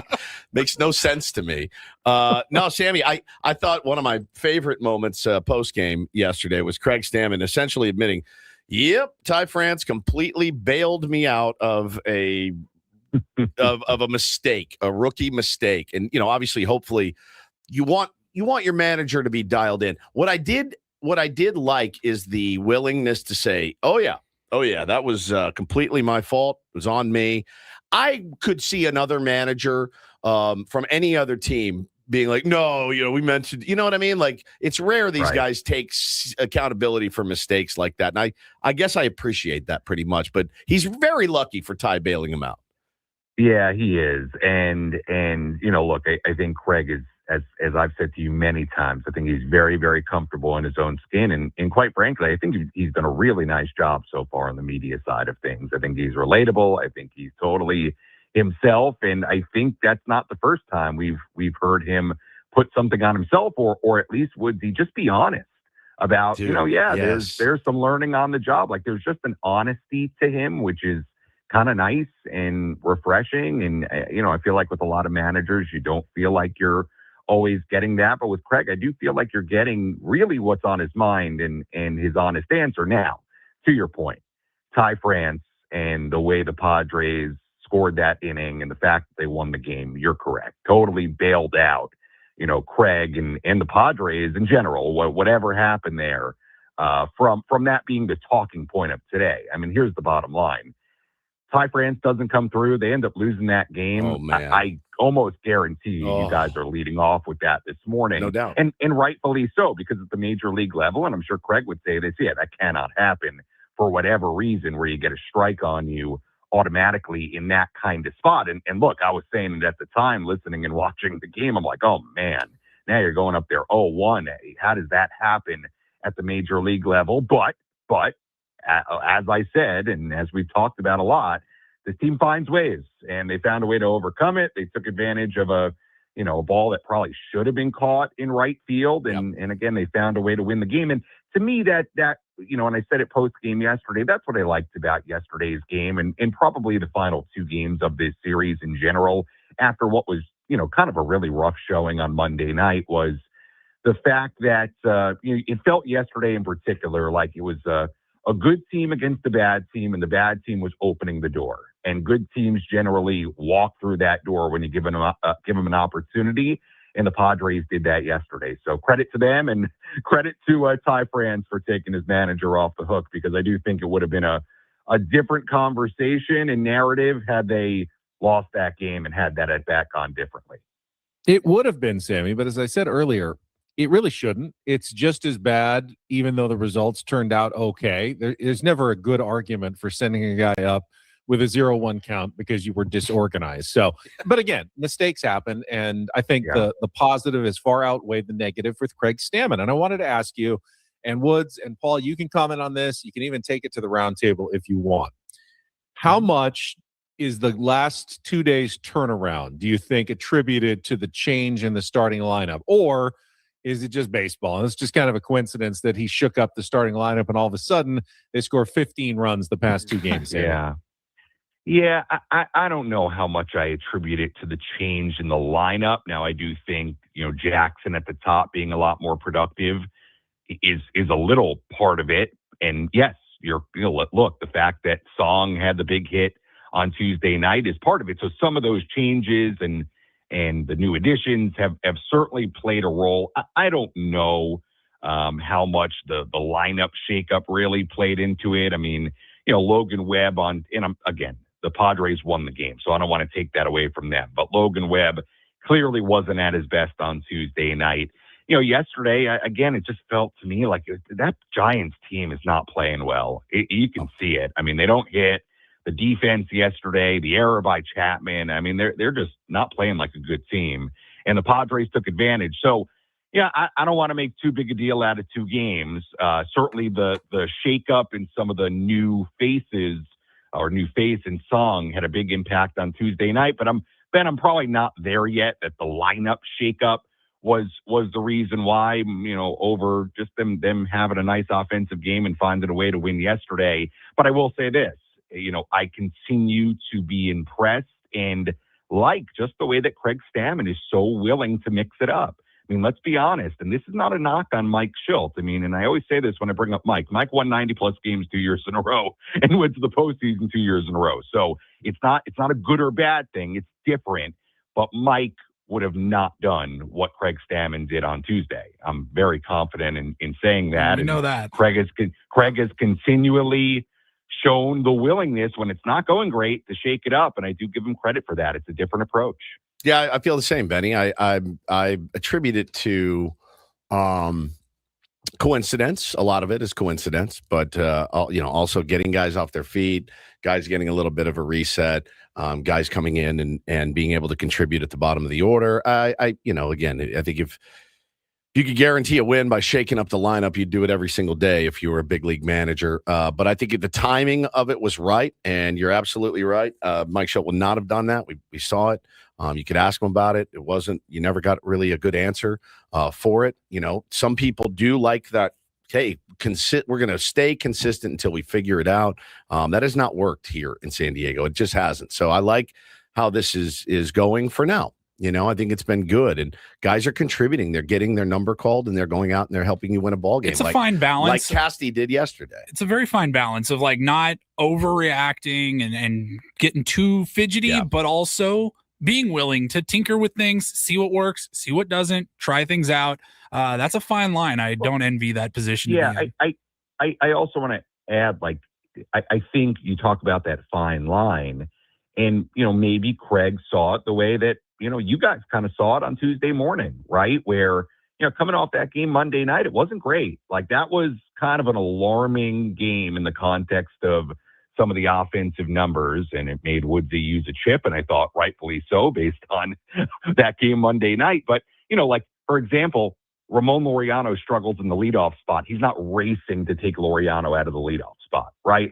He has shown the willingness to keep a guy somewhere. However, when you have a performance like Monday night, and you could probably argue that was, kind of I don't know if you want to call lowest point of the season, but it was one of those games where I think you could argue it didn't look the best all year.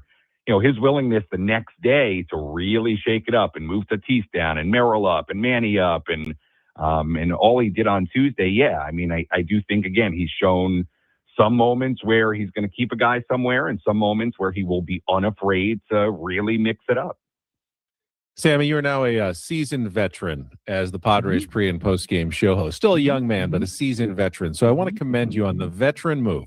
Don't know what your plans are tonight. I heard you're off. But picking a 7 o'clock start at home in which you wouldn't have gotten probably back to your house until after midnight. Savvy. Genius move on your part. Savvy. Yeah, that is savvy. I wish I could say I was that savvy, but that was not part of the equation, admittedly.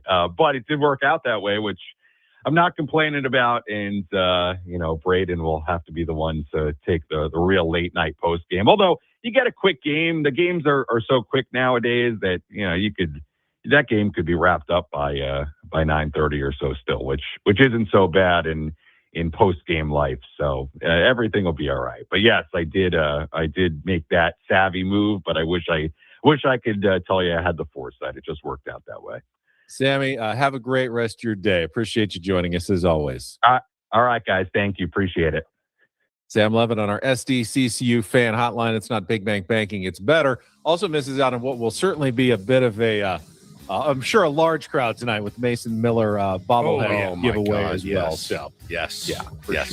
All right, we are 2 hours in, 1 hour to go before our epic Padres round. Eno Sarris, we get some real or fake on a Throwback Thursday, so you don't want to miss our 8 o'clock hour. It is coming up next, broadcasting live from the Bill House Studios. We Know How, Ben and Woods on a Thursday morning on San Diego's #1 sports station, 97.3 The Fan.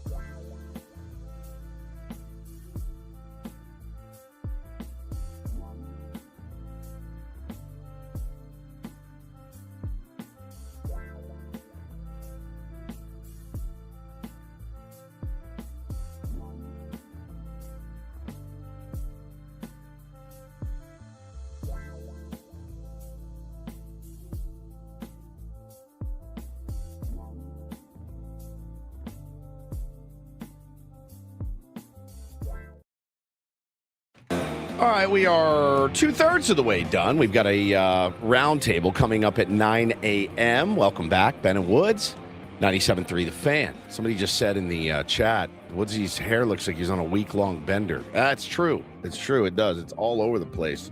I showered and styled it and everything. It's just long.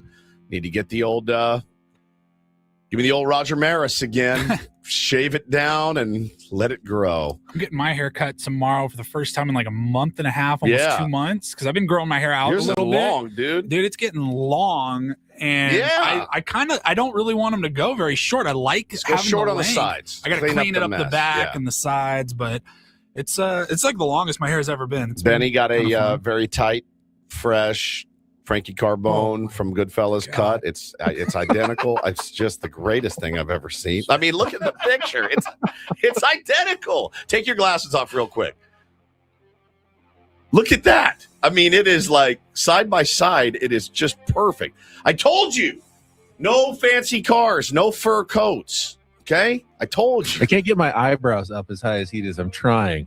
He got So his eyebrows way up there. He does. They look like painted on, man. But anyway, welcome in. Nice. Everyone's in a good, loose mood, right? Padres win. Yeah. Won the series against the Giants. Again, knowing the Giants are a very bad team. They're a bad, bad baseball team. They are not playing good baseball, but that's what you have to do. You have to beat those bad teams, and the Padres took 2 out of 3, which makes me very happy, and we will talk about it and then some on the Epic Wings Epic Roundtable coming up at 9 a.m. this morning. Ben, you are not going to be on the roundtable. You are picking up your buddy, and then you're heading up to Bandon Dunes to play golf. Today you will actually be teeing it up at Bandon Dunes. I will. I will be at Bandon Trails, our afternoon round, as soon as we arrive. Then it is just a palooza the next few days. There's really is nothing else to do there. You golf, you have a meal, you get back out on the golf course, you sleep, you get back out on the golf course, you eat, you sleep, you golf. I am in 7th heaven. That's exactly that's the perfect Ben vacation for me. I am, as you can see, about as excited as I have been in many years. He can't even talk. He's like, so excited. He slept nude. He's just so fired up right now. Do me a favor. I'm going to miss tomorrow's show. I'm going to miss Monday's show traveling back to San Diego. Don't do anything that gets us fired, because I was worried. I saw the tweet you sent yesterday, and I'm worried that you're going to get Odyssey management upset with us, because I saw your tweet directed at our new brethren, 97.1 The Fan, not my Los brethren, Angeles, which is going to debut on Monday morning. They announced their new lineup. Tell everybody what you said. I wasn't sure how our bosses were going to react to this. I just tweeted yesterday. I saw the announcement, the lineup announcement come up, and I just said, let me be the first to welcome little brother to the team. And that's exactly what they are. They're little brother right now. We are big brother. They are little brother. One of the hosts, Cody Decker, former Padre, tweeted, after that. But I mean, look, there's no denying it, right? We're established. They're brand new. They're an expansion team. They are an expansion team. That's right. And I saw the lineup. Now, what were your thoughts on the lineup that you saw? I didn't know some of the hosts. The morning show, which is Cody and former Lakers coach and Laker Derek Fisher, is certainly an interesting combination. It's a basketball and a baseball guy together in a market that has 2 NFL teams and 2 college football teams, and it's an interesting lineup, to be sure. Okay. Yeah, it is odd. It was I'm going to reserve judgment. I'm not going to say much. So now they've got a Dodger guy in the afternoon. Oh, I mean, it's Los Angeles. I'm not shocked. That's not a bad move if you're in Los Angeles. Honestly, we do more Dodgers talk here in San Diego than they do up in LA. Yeah. So, has he done like podcast work? Like I've never heard Derek Fisher do radio or anything. Like I haven't either. No, it's a big task to just take on mornings in LA radio. It's a huge task, right? Like just jump in. Yeah. Anyway. Good name though. I mean, certainly. I mean, that's the premium name that they've gotten for that station. Derek Fisher. No doubt about it. Yeah. Yeah. Okay. Well, That's again, really all I have to say. Little brother, welcome. And if you need any advice on how to dominate your market, just hit up Big Brother. Maybe we'll How help. many of the hosts Maybe have we'll help already you. reached out to you? None. To pick your brain on what's been successful and how to make it work here in Southern California and sports talk radio. No, they're going to think they're going to come right into the market and dominate. That's the LA way. So we'll see. We'll see how it goes. They got some competition up there, but listen, I'm for those, I do love this industry and I love it with my whole heart, and I'm always happy to see it grow. And so that will be my official position on it. We're rooting for you guys. Settle down. I don't see a lot of cross, like, hey, we're going to have D-Mac on and Ben and Woods and talk some Padres Dodgers smack. Pass. I've gone around with D-Mac for about 8 years, so I'm going to pass on. I'll just go ahead and say, instead of we probably won't have much of that, I'll just say we won't have any of that. Yeah, we're good. We got fine. We have plenty of people we can talk to if we need to, but it is wild, man. It is wild. So they're all locked in. I think they start tomorrow, yeah? I thought it was Monday. Oh, is it Monday? Okay, Monday. I think is their first official day. Yeah, you're out this week. You'll be out Monday. So Paulie and I will 1,000% click over in the middle of our show and want to see how it sounds. Because listen, man, the first day, our first day as a show was absolutely putrid. I can promise you that. It's going to happen. It's going to be a rough go. The first day, I assume, will be a lot of Lakers talk because they'll be down 3-0. Yes. Likely in their series against Oklahoma City, the way things are going, and their season's going to be on the verge of total and utter annihilation. So that'll be what Derek Fisher gets to talk about on his first morning as an LA sports talk radio host. Yeah. Dub says, what if Odyssey forces you to mix it up? I don't think they will. I've already made my... It's never happened before. It's never happened before. I mean, you have to have this guest on. We did things like back in the day when Jim Rome was part of the network and on our station, but like once in a while, we just wanted to talk to Jim Rome. Yeah, it'd be like, hey, do you guys want to cross promote? Yeah. Have Jim, but it was Jim Rome and a little bit different. We don't we have radio friends in other markets. Like we go to Philly, Padres and Phillies are playing. We call our buddy John Marks, but we don't really do that typically with a ton of. Remember when we had Stephen A. on? Yeah, we had Stephen A. Smith for a while, on, and we had him on that time. That was interesting for sure. Yeah, Katie Wu, as Angela brings up, she's the only Dodger-related guest that we'll tolerate here on the show. She gets the lifetime exemption here on Ben and Woods. Yeah, always, no matter what, no matter where. She always gets a lifetime exemption. The Dodgers are just a stepping stone for her, though. Oh, yeah. 100%. I don't think they're not her career ambition. She's trying to get to bigger the Padres, and better things to do for sure. This is just one step on the ladder to Katie Wu's greatness. I wonder if their microphones work in their studio, if they will sit up. Tell Derek Fisher, hey, just don't fiddle with it as much. And then if you just leave it there, it will work. Which is funny. These microphones. I don't get it. Why is this microphone so loose? This is how I operate too, and I hate this about myself. I'm trying to be better about this, but I saw yesterday all the hosts posing with their new 97.1 The Fan hats, and I went, well, we didn't get any hats. I didn't get a hat to wear. I did get a horrible brown polo. I got that. I got a very cardboardy 97.3 The Fan sweatshirt or t-shirt. Yeah, but they got new. It's this is the thing, Ben. You were right. The right to be worried, man.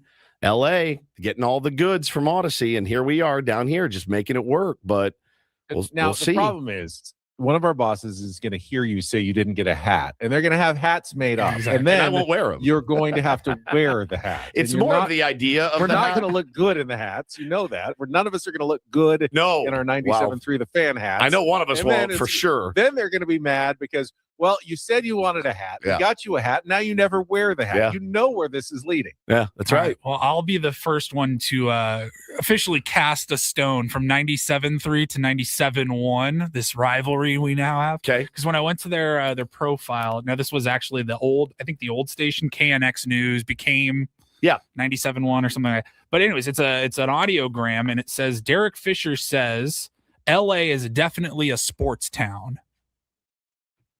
Was that ever a question? Is that a rap against LA? Are they? They have like 1,000 sports. So they win a championship in one of the major sports every year. Like every year. Yeah. I guess that's a spicy take. LA's a glamour. LA's a Hollywood town. No, LA it's not a respected sports town, but it is a sports town. I think LA is too many things to be just one thing. That's LA true. is like everything. Like a part of LA is a sports town. Well, like we say, New York's a sports town, but New York is just as much a part of as much as it's everything. Oh boy, Look who's here. Adam's here. In trouble? Oh, okay. No, we're promoting our LA station. Little brother. Little brother. Why did they get hats and we didn't get any hats?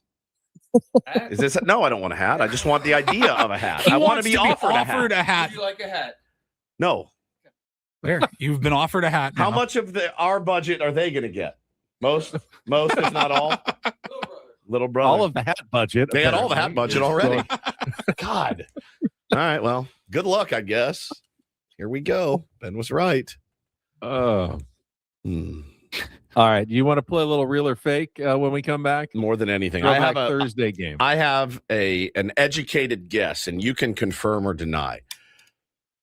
I'd say the chances of today's real or fake being golf related are 89%. You'd be 89% of the right at the time, 100% of the time. Yeah. We will play a little real or fake, try to qualify a tier 1 for Las Vegas coming up in our next segment. If you'd like to be our contestant, 833-288-0973, 833-288-0973. Play our game. Eno Sarris is going to join us for a little smart baseball at the bottom of the hour as well. Stick around. More Ben and Woods coming up on San Diego's #1 sports station, 97.3 The Fan. Gambling problem? Call 1-800-GAMBLER. GEGE 000-466. For a full list of games and rules, play at 7 Mile Casino. Visit 7milecasino.com.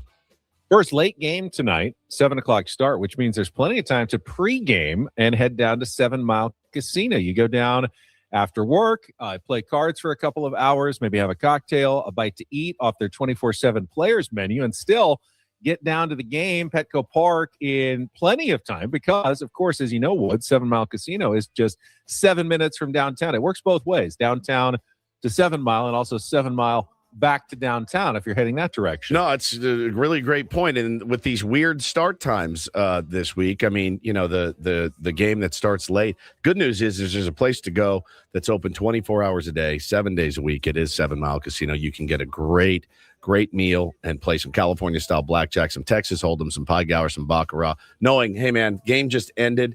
It's a little late, but 7 Mile Casino is just 7 minutes away, and it's open. Pretty nice views, and most people don't talk about the views in a card room because they're generally dark rooms in the back of a casino that you have to walk all the way through. At 7 Mile, big, light, airy windows, a great patio. It looks out towards San Diego Bay and Coronado. Really gorgeous. I mean, you're going to be impressed. I certainly was the first time I walked in. Just hop off the 5 in Chula Vista at E. You're already on Bay Boulevard. It's the frontage road along the freeway. You're pulling in within a quarter of a mile and playing cards within a couple of minutes. Check it out today. It's 7 Mile Casino, just 7 minutes from downtown.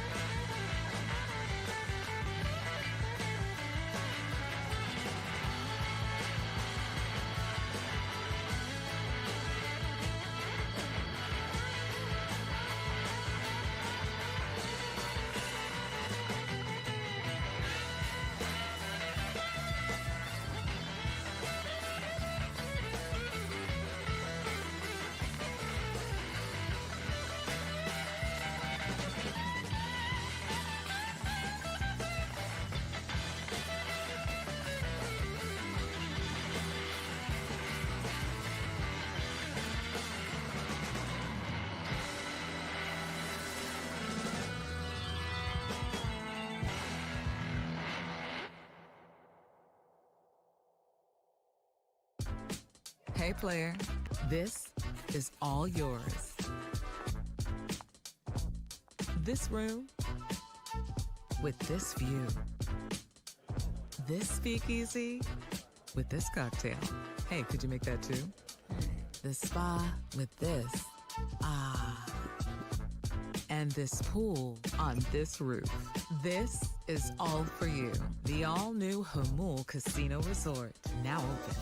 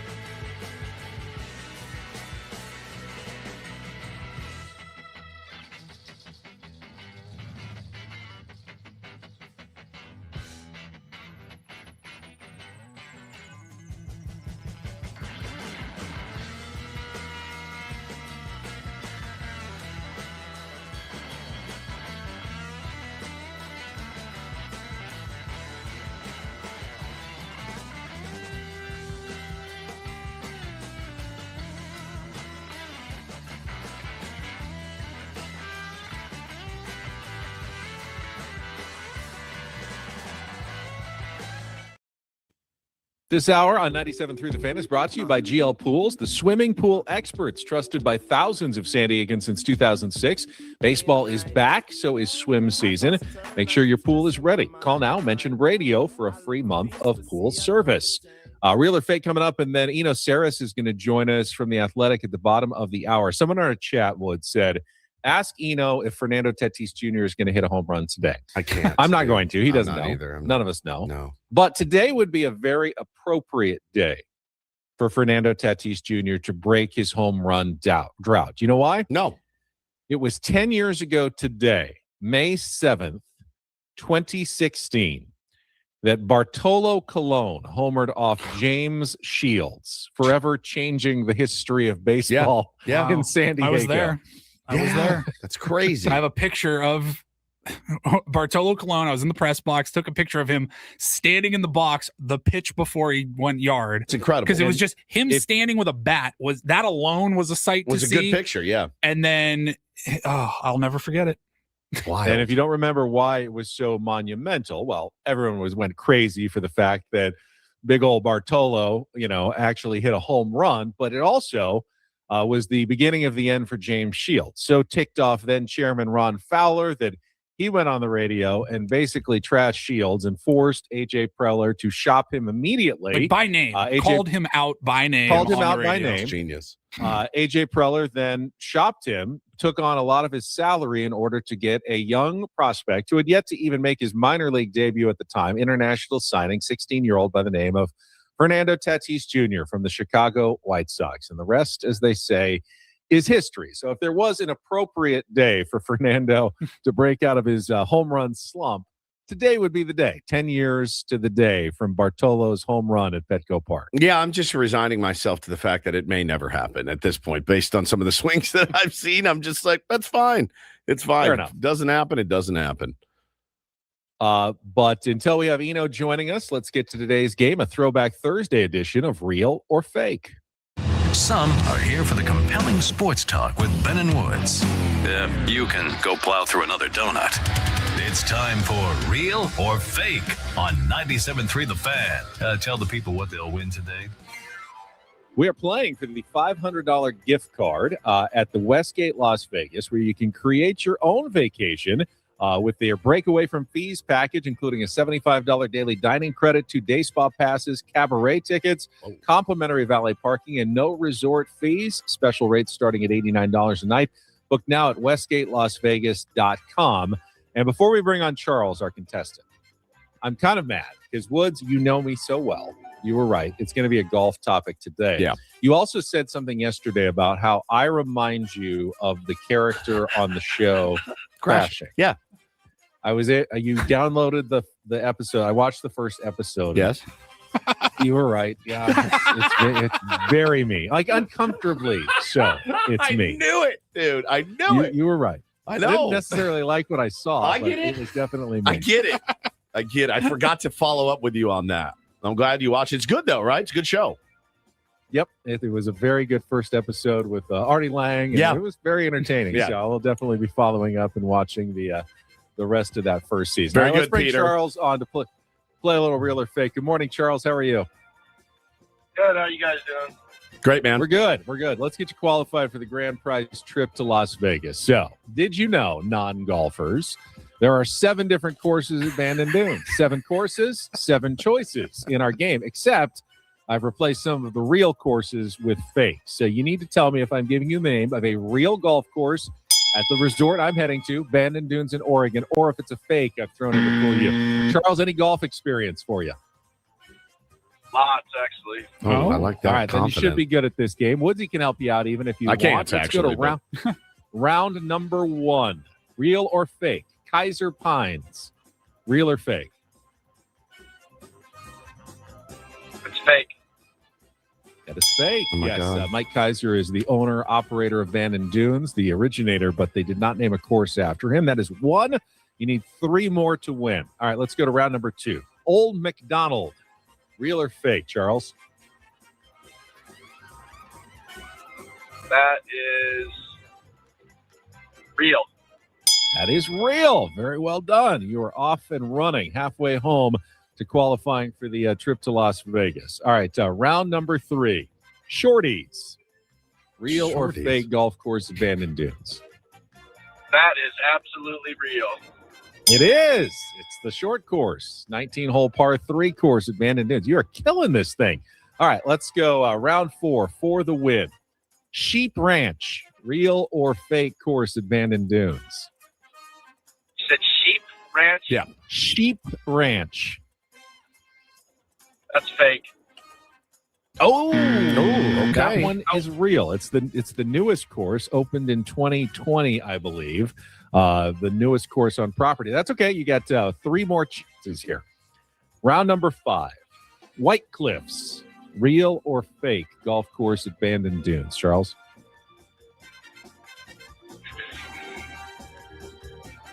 I think that's fake. That one is fake. Yes, we have a winner today on Real or Fake. Charles, congratulations. Paulie will get your information here during the break and put you into the grand prize drawing for the $500 gift card. Congratulations. Woods, how would you have done on those? Terribly. You have more? The Oregonian. Fake. Fake. It's a Garden newspaper, of the I think. Gods. Garden of the Gods? Fake. Fake. Very nice. Thank did you. Pretty well, too. All Not right. bad. Well done. Yeah. I'm going to be playing, I think, most of them. If we have time to get a 36 in a couple of days, we're going to try to hit many of the courses as possible over this weekend. What's the total number of holes Ooh, total number of holes that you'll get Gotta to be this around weekend? 126, maybe somewhere around there. And you'll all walking. You'll play 126 holes of golf. Wow. Yeah. Oh, if not more. If not more. If not more. I mean, if there's daylight, and it stays late up here. It's even at this time of year, like 8:20 is the sunset. So you can play golf all day long from sun up until sun down. And by the way, the more you play, like if you play 36, I think it's half off your second round. And if you go back out for a third round, it's free. I love a good deal. You know me. But that's a lot of golf. That's a lot of golf. Was I Benny? Was I crazy when I was watching a video yesterday on Bandon Dunes? I didn't see how old the video might have been, but the greens fees that they showed in the video, it actually looked fairly reasonable for the course itself. Like it didn't look like it was that crazy. It's just is it the trek up there and then finding an open tee time is what makes it so tough? So, I mean, it's definitely, triple digits, green fees, but isn't everywhere nowadays? Right. Yes. It's nothing like Pebble Beach or like TPC Scottsdale. Those are like $600-$700 courses now. It's definitely not that much. I mean, don't expect to be coming and, paying $40 for a round of golf. That's also not going to happen, but it is considered for at least the quality of golf, like top 100 golf courses in the world. It's definitely considered a value. And part of that is because it's not like, oh, hey, let's go play Bandon Dunes this weekend. No, you got to make reservations months in advance. You got to get there. I mean, it's 2.5 hours from Eugene, which isn't exactly the center of the world here. I can actually see the University of Oregon from my room. Go Ducks. Remember, I want a black T-shirt from Old Mac. Okay. Yep. XXL, not XXL, XL, just one XL. Paulie, you want the same? You want something different? You want me to be I haven't even thought about that. I'll look. Yeah. Let me look at the pro shop and I'll find something cool. It's going to be different logos at each course, so you have to kind of look and see which one fits yours. So if you've got, please text me if you've got an idea. Otherwise, you're at my mercy. Yeah, of and what I I'm don't want bringing that. back. I do not want that at all. Yeah, I know that it's going to be stolen valor, but I've heard it's a really cool T-shirt, so that's fine by me. I like cool T-shirts. Old Mac, it is. All right, thank you, Benny. All right, let's take our last time out before the Epic Wings Epic Padres Roundtable at the top of the hour. We will have Eno Sarris joining us from The Athletic, a little smart baseball on a Thursday, always one of our favorite segments of the week. Broadcasting live from the Bill House Studios, we know how. It's Ben and Woods on San Diego's #1 sports station, 97.3 The Fan. First, yes, I will actually probably lose weight on this trip because of the amount of walking that I'm going to do. I'm going to let myself indulge in, some of the food, though, while I'm on vacation. But I can do that because of SDFatLoss.com. They showed me a better way to eat. When I went through the program 3 years ago and I was much too heavy, I lost 40 pounds in 60 days. And I did it eating real foods. And that made such a difference for me. First of all, I had done the other programs. I had hated eating like bars 5 times a day. I did not like those soy protein bars. You don't have to buy any bars or shakes. There are no prepackaged meals with SDFatLoss.com. It's all real food. So that was a huge plus. But now, because I'm used to it, I can keep the weight off. It's just normal eating for me. I probably won't eat that much just because I've changed the way I think about food, the way I approach food. I'm not as hungry as I used to be. All the things you get with a faster metabolism, the good results from SDFatLoss.com. You can sign up right now for a free consultation by going to their website, SDFatLoss.com. And right now, take $200 off the program during their spring special. Gets you into that new body in time for the warm summer season in San Diego in July and August. But you got to sign up today. Go to SDFatLoss.com. That's SDFatLoss.com. Results may vary.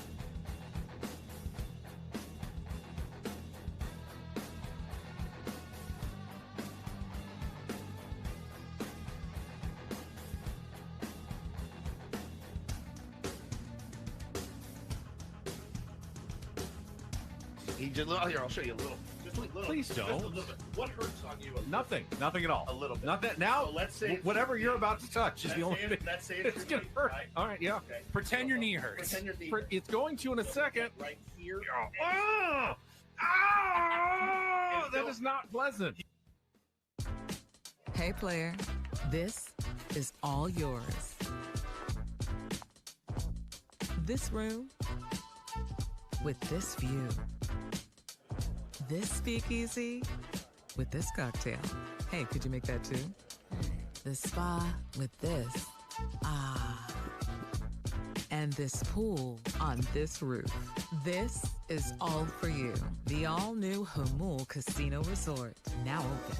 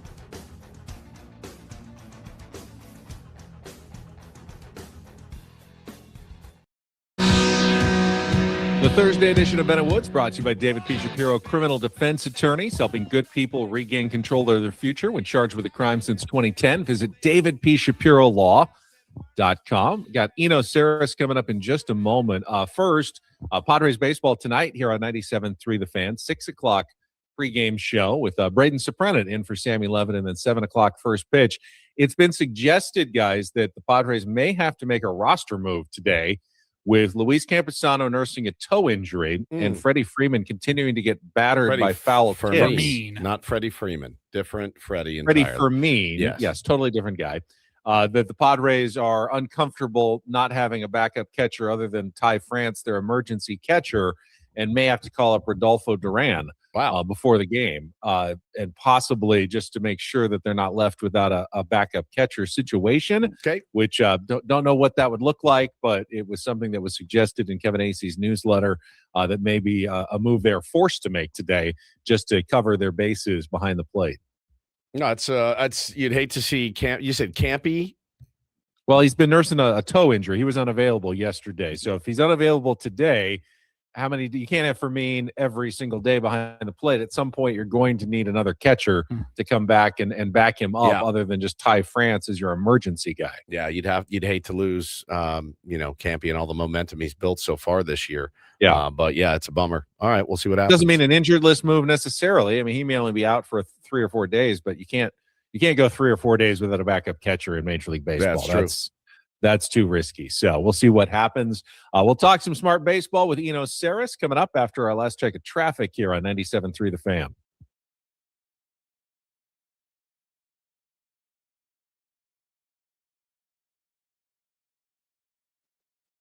La Jolla to San Diego, stop and go, southbound on the 5. Before Balboa Avenue, the right lanes are blocked by a crash. A semi flipped over early this morning.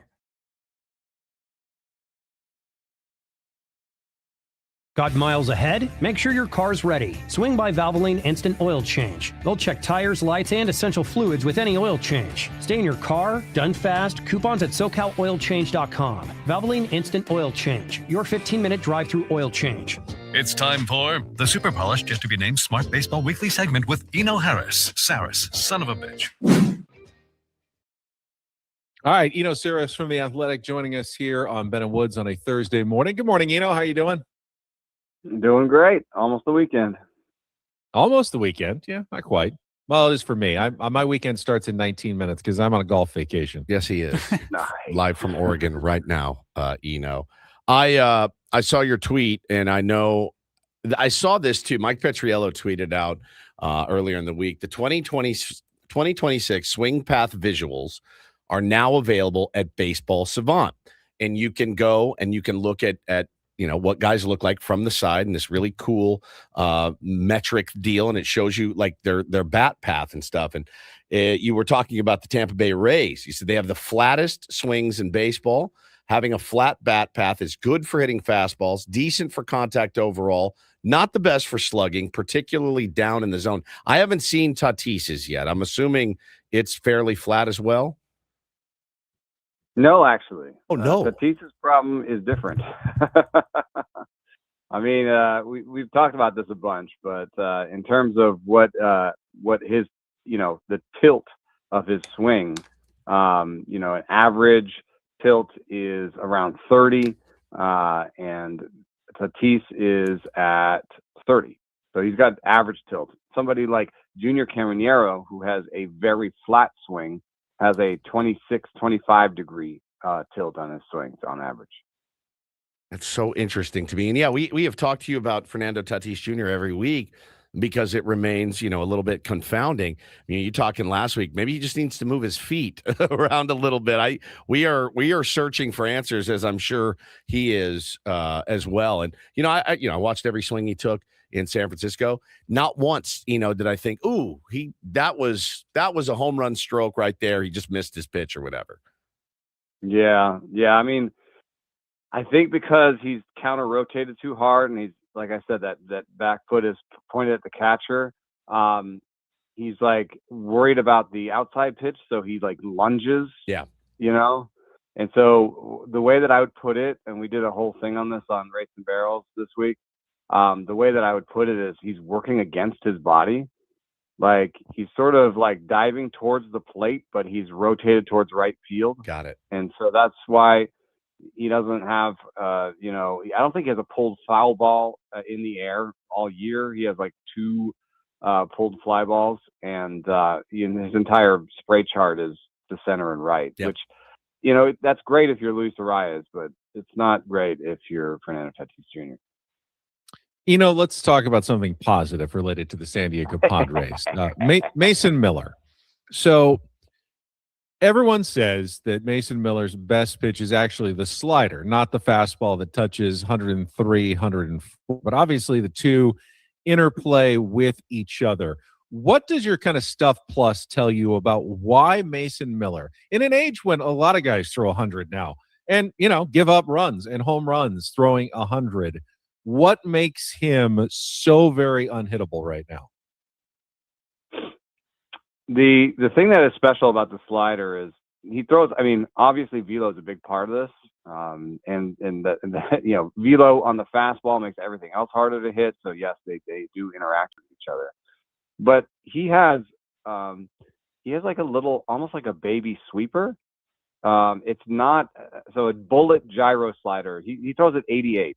And a bullet gyro slider would have 0 inches. They're called like 0 zeros. And so that would have 0 inches of vertical and 0 inches of horizontal. But his slider has 10 inches of glove side movement. And that's right around where sweepers start getting designated.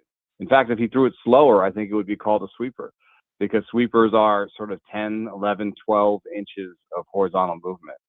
So basically he throws the hardest sweeper in the game, along with a huge rising fastball that has an intense amount of ride, especially given that he's sitting 101.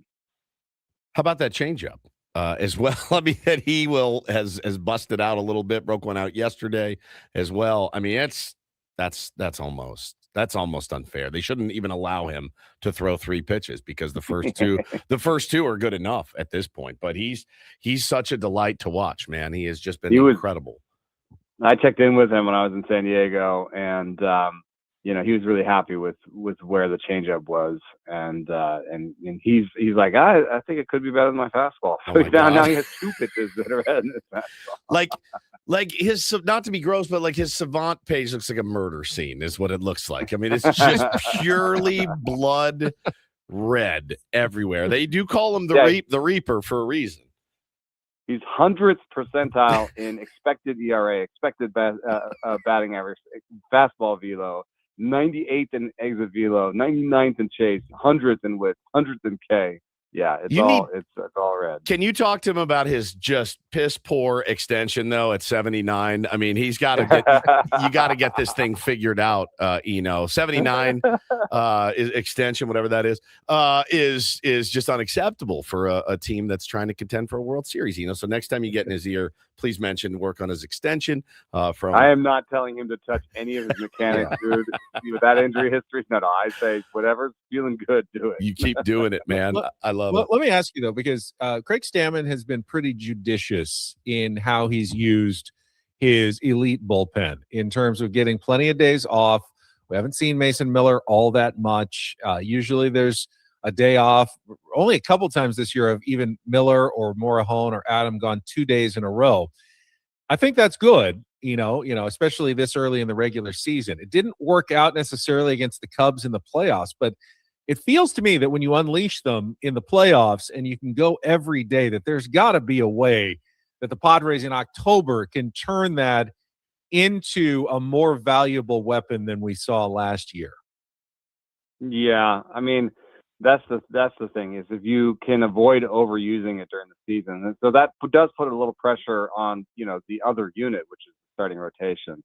But I think you've got some good news coming there with Griffin Canning coming back. Pivetta will be back at some point, and Giolito's an interesting addition. So this is working out almost a little better than I expected for the starting rotation. I know that's sort of faint praise, but you had to expect that there could be setbacks for Musgrove, and you have to bake in injury. So Pivetta, I'm not saying that Pivetta himself being injured is not surprising, but somebody being injured is not surprising.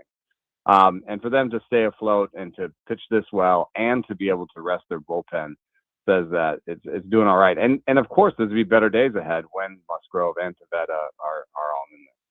Yeah, and offensively, when Manny and Toddy are hitting, could be better days ahead as well. Eno Sarris joins us here on Ben and Woods. I wouldn't normally ask you on May 7th, hey man, what's the trade market look like? But I saw a quote from Dave Dombrowski yesterday that said, my phone's been ringing off the hook already. He goes, I've never seen it this busy this early in the season. Teams are calling. They're interested. They want to make moves. So I don't know why that is. It's just the way that it is. When you look at, listen, we've gotten to the postseason. What has seemingly failed us every year, has been our offense. And our offense has been, concerning. So you look around baseball, and I rack my brain thinking, who is a perfect fit for this lineup? Because we took a 360 hitter in Luis Ariz and turned him into a 280 hitter. And, Ryan O'Hearn, we got him last year, and Mike Schilt batted him once a week in the 8-hole. And I don't know what the offensive who's the offensive savior for the San Diego Padres? Yeah, it's an interesting one. I was going to say the reason I think that the phones are ringing off the hook is the same reason that there were some managers fired in April, and you usually wait till May or June. Yeah, is that the wild card has made it so that everybody has a chance. If you're talking about teams that have less than a 10% chance of the playoffs right now, you're only talking about the White Sox, Angels, Nationals, Giants, and Rockies. So that's not a lot of sellers. And would the Giants call themselves sellers at this point? I don't think so. The Angels have deluded themselves for years. So there's probably only 2 or 3 sellers, and the White Sox have been playing well enough that selling right now would be the wrong sort of wrong message. I think fan base and their team. So if you do see a trade, I think it'll be sort of imbalanced roster things. It won't happen now because of Carlos Correa's injury, but something where like Isaac Paredes goes to another team for a pitcher or something, where people are like, we can help each other out. So that's the only thing I can see happening before the end of the season. And I don't really know unless it's the Marlins, trading a veteran pitcher, because they have Braxton Garrett and Robbie Snelling now, old friend alert, knocking on the doorstep to come in the big leagues. So could they trade like a Jansen Junk or somebody like that? Yes. So the Marlins are usually open for business, and they would want to bat. So I could see the Padres actually, and that's not your question. I know you asked about the offense. Yeah. But I think the offensive saviors are on the team. Wrong answer. That's a good answer. Because I don't. There's no one position where you're like, if we just had somebody there. The nice thing is that if Castellanos and Andujar don't work out, if you think that's not a pairing that works, you could just get any bat. It wouldn't have to have defensive value. It could just be somebody that it could be any bat. We expected the Padres to need starting pitching, but with so many injuries around baseball, every team that's in it's going to ask for starting pitching. I mean, even the Tigers now may need starting pitching, which no one would have ever thought at the start of the season. That's going to really change the market, especially, the Tarek Skubal injury. Yeah, I think you're hoping for the Padres pitching wise that your sort of acquisitions are internal, like basically Musgrove and Civetta. So, I think that'll work out. I think you want Tatis, and I think Merrill has another level, and we know that Machado has another level. So, if you have at the very bottom of your lineup, your DH. And everybody else is cooking. This should be a good offensive team. Salvation lies within, is what you're saying. Exactly. Yeah, thank you, man. Appreciate you, Eno, very much. I mean, you also think about the names that I said that are sellers. There's not too much out there unless the Angels open it up past the guys that are on 1-year deals. And Joe Adele. Somebody like that comes out there, it'd be interesting to get another right-handed slugger, I guess. Eno, appreciate it. As always, we will talk to you again next Thursday. Thank you so much. Thanks, guys. Eno Sarris on our SDCCU fan hotline. It's not big bank banking. It is better. And that brings us to the end of our 3-hour program. Guys, have a good time on the Wings Padres Roundtable. So excited for you. Look at him. Oh, he is. That is the definition of an S-eating grin right there. Look at that. Beaming. Have a great time, dude. Hit him straight.